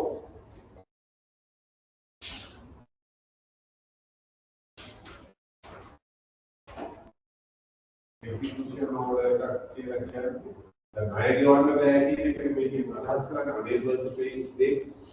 Execution order එකක් කියලා කියන්නේ now suppose the company and A, right?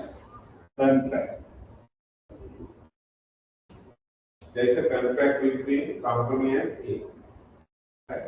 Company breached the contract. Then what happened? A filed an action against the company. Right? Did not record any loss. Then, according to the judgment given by the court said yes, company has to pay A 100,000 rupees. That is the judgment. Then after judgment, the company is treated as judgment debtor. Judgment creditor. Credit. Right? After that, so company has to pay 100,000 rupees to A. Right? Credit. Then if the company, even after the judgment is granted, the company defaulting payments, then what is the next step? What is the provision available in credit according to law? That is, he can ask for an execution order. නියෝග බලාත්මක කරනවා කියන නියෝගයක් ගන්න. execute කරනවා කියන්නේ නිලමකට කියන්නේ execute කියලා නෙමෙයි. ඒක ඒ වගේ එකක් තමයි. නියෝගේ බලාත්මක කරන්න කියන්නේ. ඒක වෙනද? ඒකවල දැන් සාමාන්‍ය මෙලින් පස්සේ execute කරනවා කියන්නේ company එක ගිහිල්ලා company එකේ නෝන පුදුලිකුවක් දෙනවා යාගා දෙක ගාවට ගිහිල්ලා යාගේ තියෙනවා නම් චාන්සල් අන්තරේ ඒවා තියෙනවා සමහරව කරගන්න බෑ කියන දේවල් අන්තර හෝ විස්තර දේවල් තියෙනවා ඒක පඩි වගේ Asala termine party was Eva, you can seize the assets. Right? You can seize them. Seize them, they are maybe they don't know who is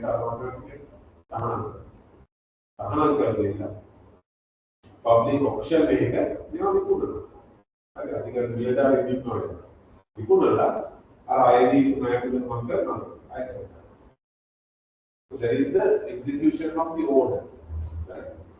Execution of the judgment, right?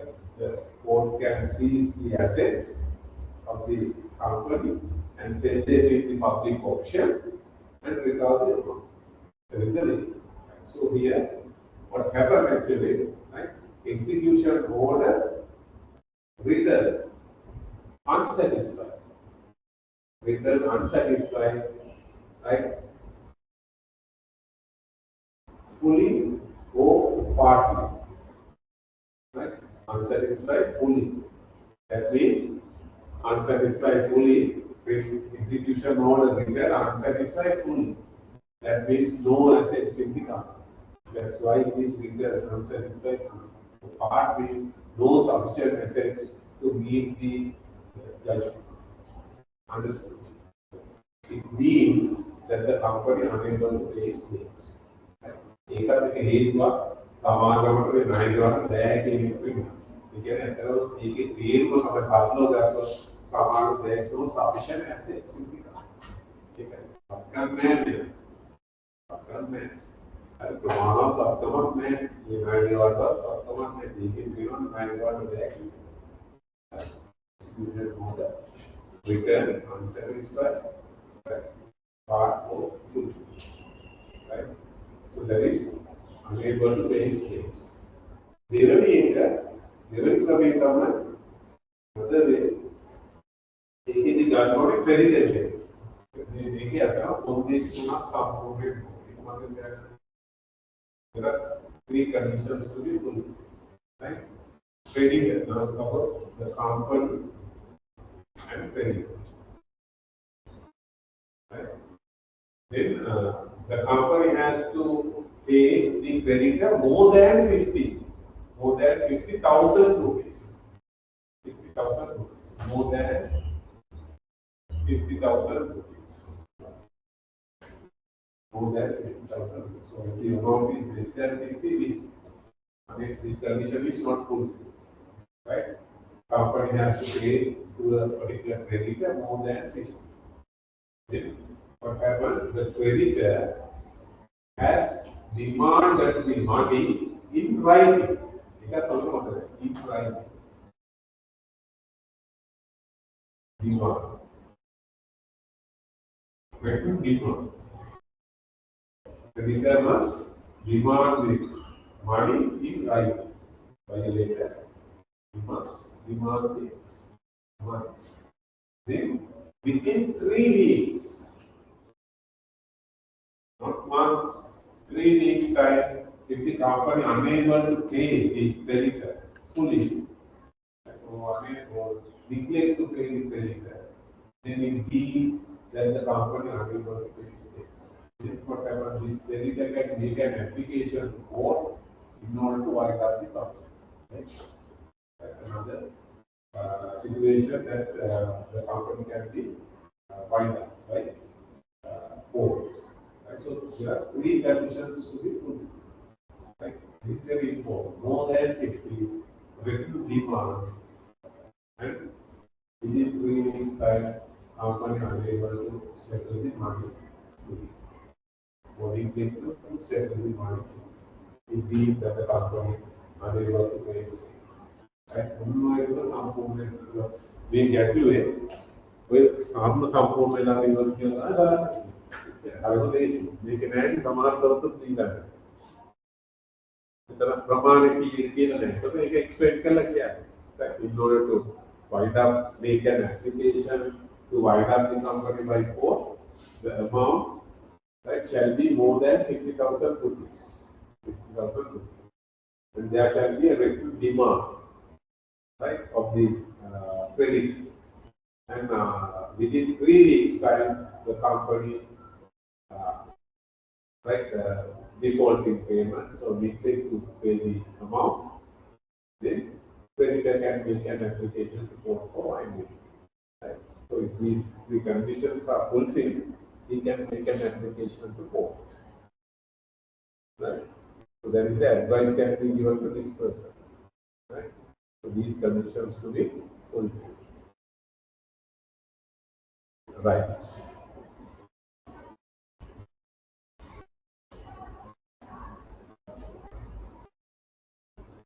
Then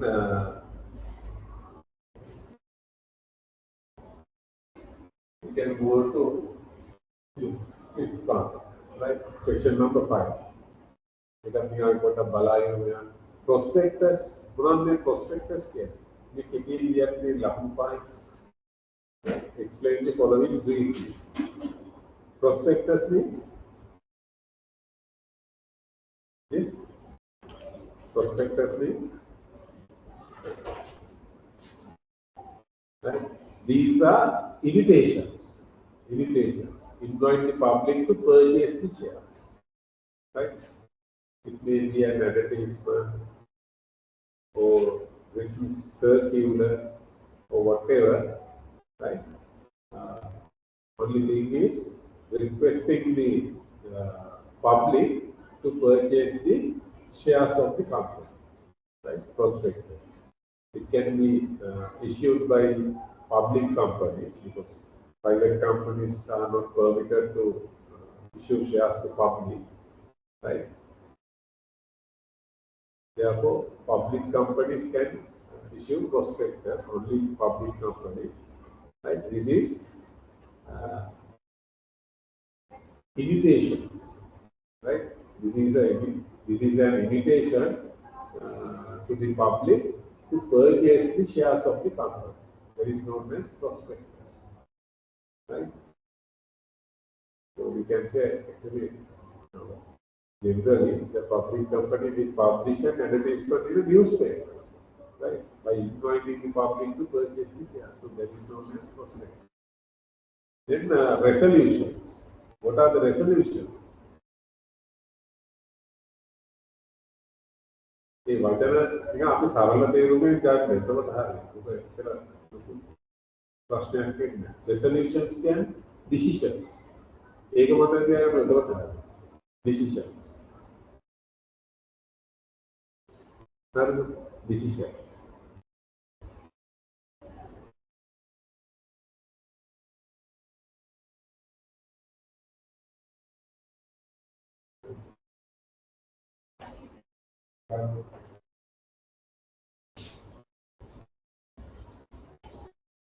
ඔබ meetings වලට එක්ක සම්බන්ධ වෙලා. හරි. ඔන්න meetings.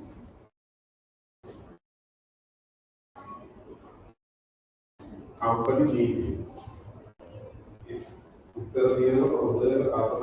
There are two types of meetings. Because meeting from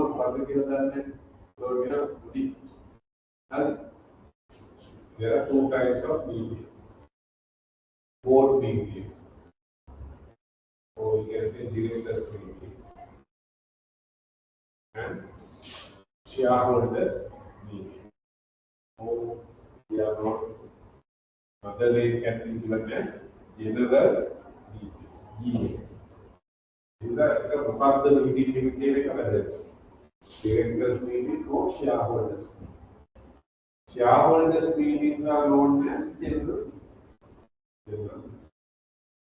Right? Why they call meetings, board meetings or general meetings, in order to pass resolutions. Yes, resolutions. Resolutions. Here also resolutions. What is the meaning of resolution? Resolution means decisions. Oh, correct. What is the idea? Decision.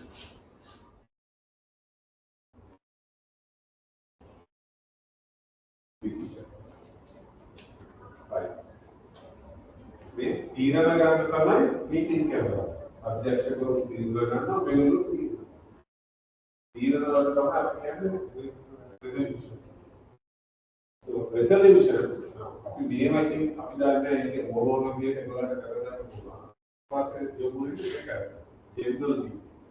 statutory mentioned companies active. Then, when we consider general meetings, there are two types of general meetings. There are two types of general meetings and AGM, EGM. Annual general meeting, extraordinary general meeting. Annual general meeting once in, this is the meeting called by every type of company once in each calendar year. Each calendar year. That is annual general meeting. EGM is right. All the other meetings other than AGM are EGM. So the company unable to make until next AGM because of emergency, right? In order to take a decision, and EGMs can be called. Right now, AGM and EGM. At an AGM or EGM, the company can pass resolutions. Right? So actually, the meeting called in order to make decisions or resolutions.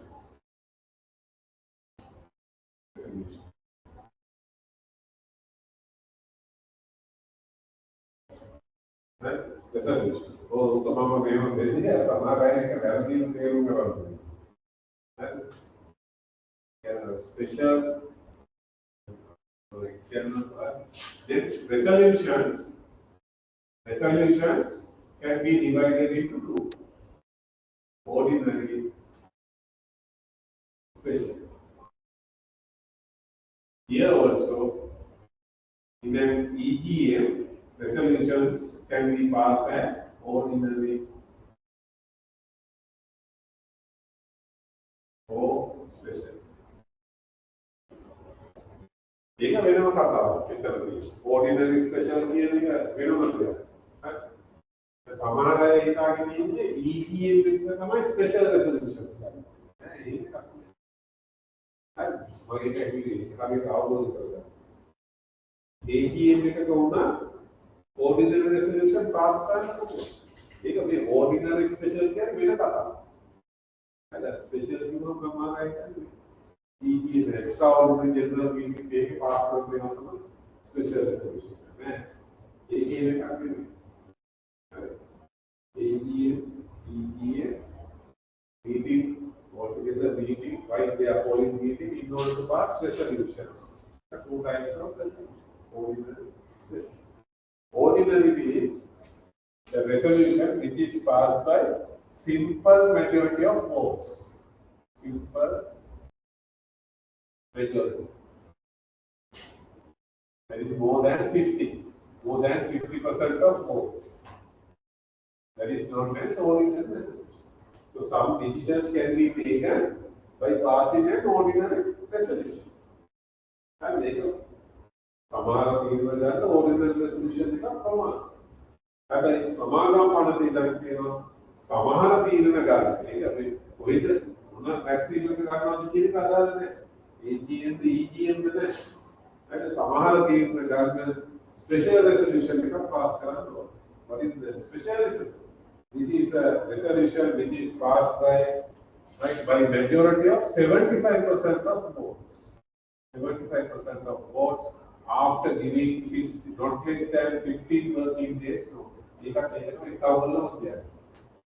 And not only 75% of votes after giving not less than 15 working days notice. Not less than 15 working days notice. In order to pass a special resolution, before the resolution, not less than 15 working days. We have to exclude the holidays. Right? Working days, not less than 15 working days notice to be. Then, right, meeting forward as an AGM or EGM. And resolution, if the resolution is passed by a majority of 75% of votes after giving, right, not less than 15 working days notice, that is known as special resolution. Special resolution. So, Companies Act says in order to take some decisions, some type of decisions, special resolutions requires. And within the area, special, the ordinary, ordinary सामान्य. एक नहीं रहे, special क्या है? Special ना सामान्य. And one other उदाहरण के लिए तो change of the name, right? In order to change the name of the company. क्या बात बताते हैं? इधर पास है, in order to alter the articles of association. एक आता है भूमि का व्यवस्था, constitution में कहता है व्यवस्था में भूमि का पर बदलता है. तो हमारा पार्टी के ना इनका भी ordinary resolution में आता है ना, ये आपके पास special resolution. Another one, amalgamation.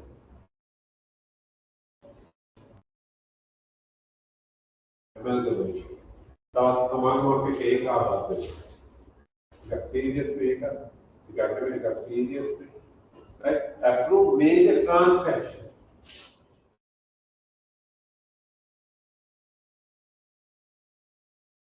Major transaction. मगर तुम्हें major transaction में लग गया. Major transaction में लग गया. The value of the transaction is greater than half of the assets. Assets of the company. Value of the transaction is greater than half of the assets of the company. Now suppose total assets of the company is 100, then half 50. 50. Transaction value is 60. 60. Then it is treated as major transaction. So high risk transaction. Ready? So in order to approve major transaction, special resolution required because of the high risk transaction. And like so,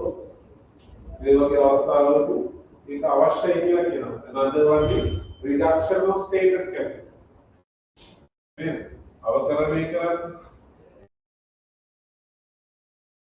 Reduction of stated capital.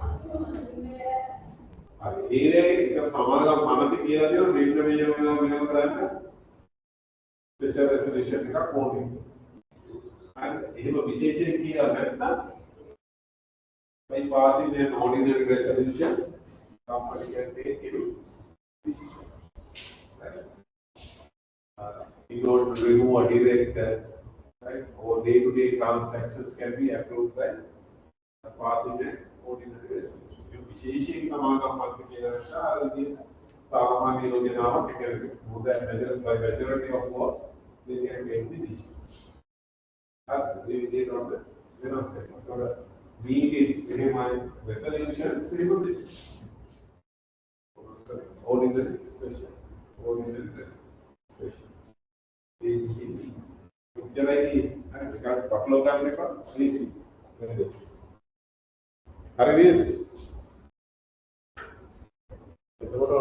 With the resolutions of the meet its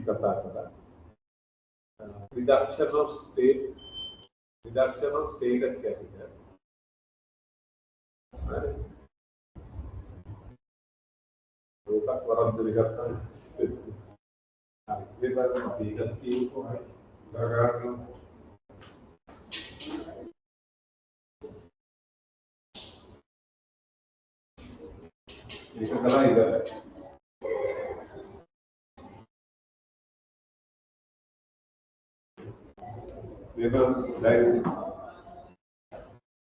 Maybe consider the shares.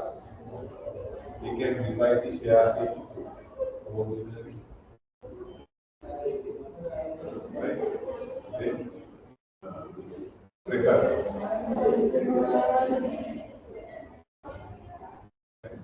Recurrence shares.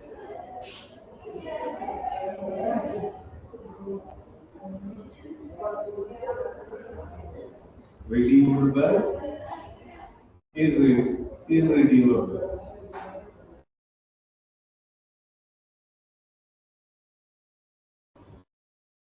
ordinary shares, preference shares.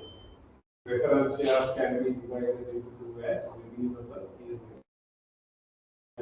सामान्य कोटास, वारणीय कोटास. Preference share, वारणीय, they have the preference over the ordinary shares. Like they have the preference over the ordinary shares for receiving dividends and being paid off the capital in the event of liquidation. සමාජ විශ්වාසය නොකොට ඒක ප්‍රාර්ථනාවේ හරි ලබා ගන්න මේගොල්ලන්ට වඩා ඒගොල්ලන්ට ප්‍රමුඛත්වයක් තියෙනවා. ප්‍රෙෆරන්ස් එකක් තියෙනවා. ඒක කියන්නේ preference shares we can divide into two. Redeemable, නිදහස් කළ හැකි වරණිය කොට නිදහස් කළ හැකි.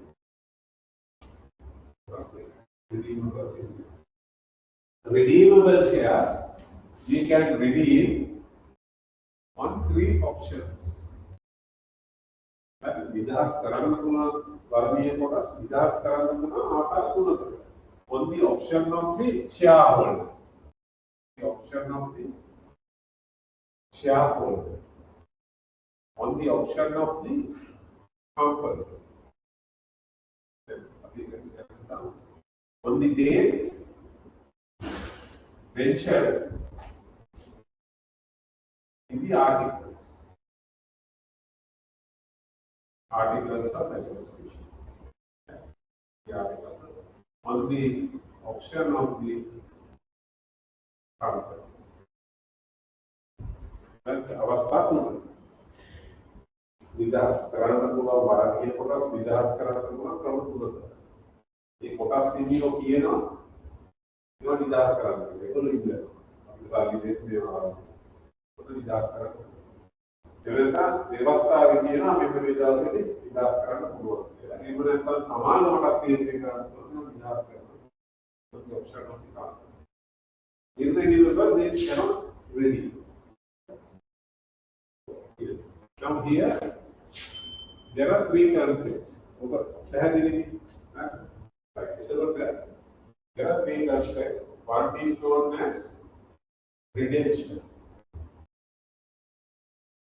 Redemption, then repurchase.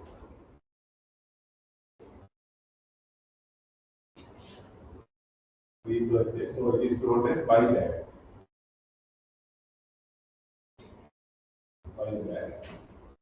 And reduction.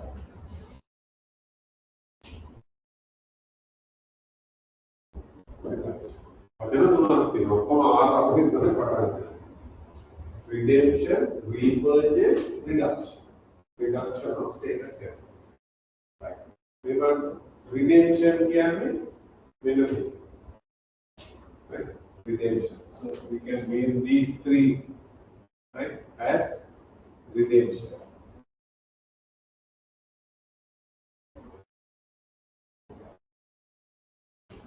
Redemption.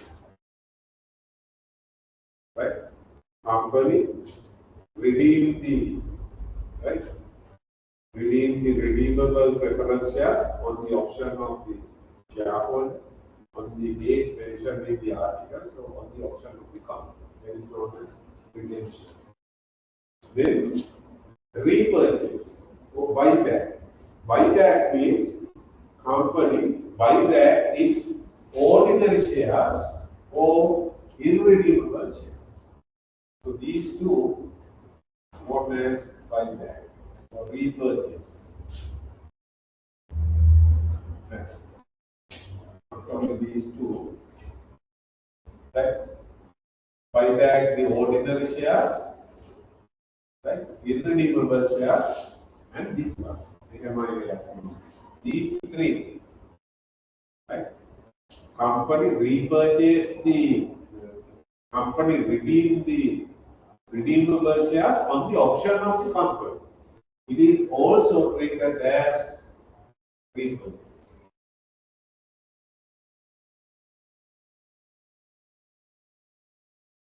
These three. Repurchase. repurchase කියන්නේ නැවත මිලදී ගන්නවා. මිලදී මේකයි. මේකයි. Redemption making on the option of the company. ඔය තුන repurchase. මේක තමයි repurchase කියන්නේ.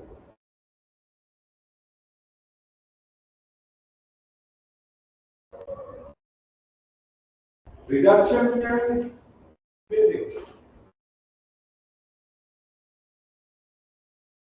right?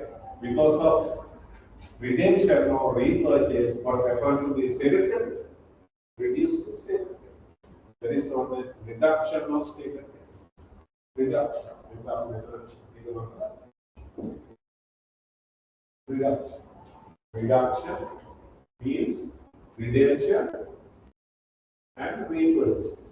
Repurchase. Repurchase means this.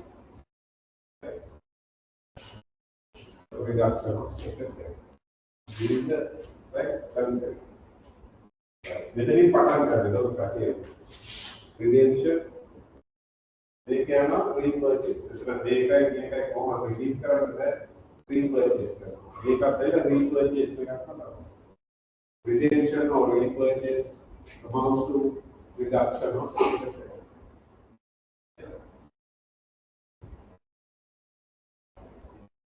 Another category.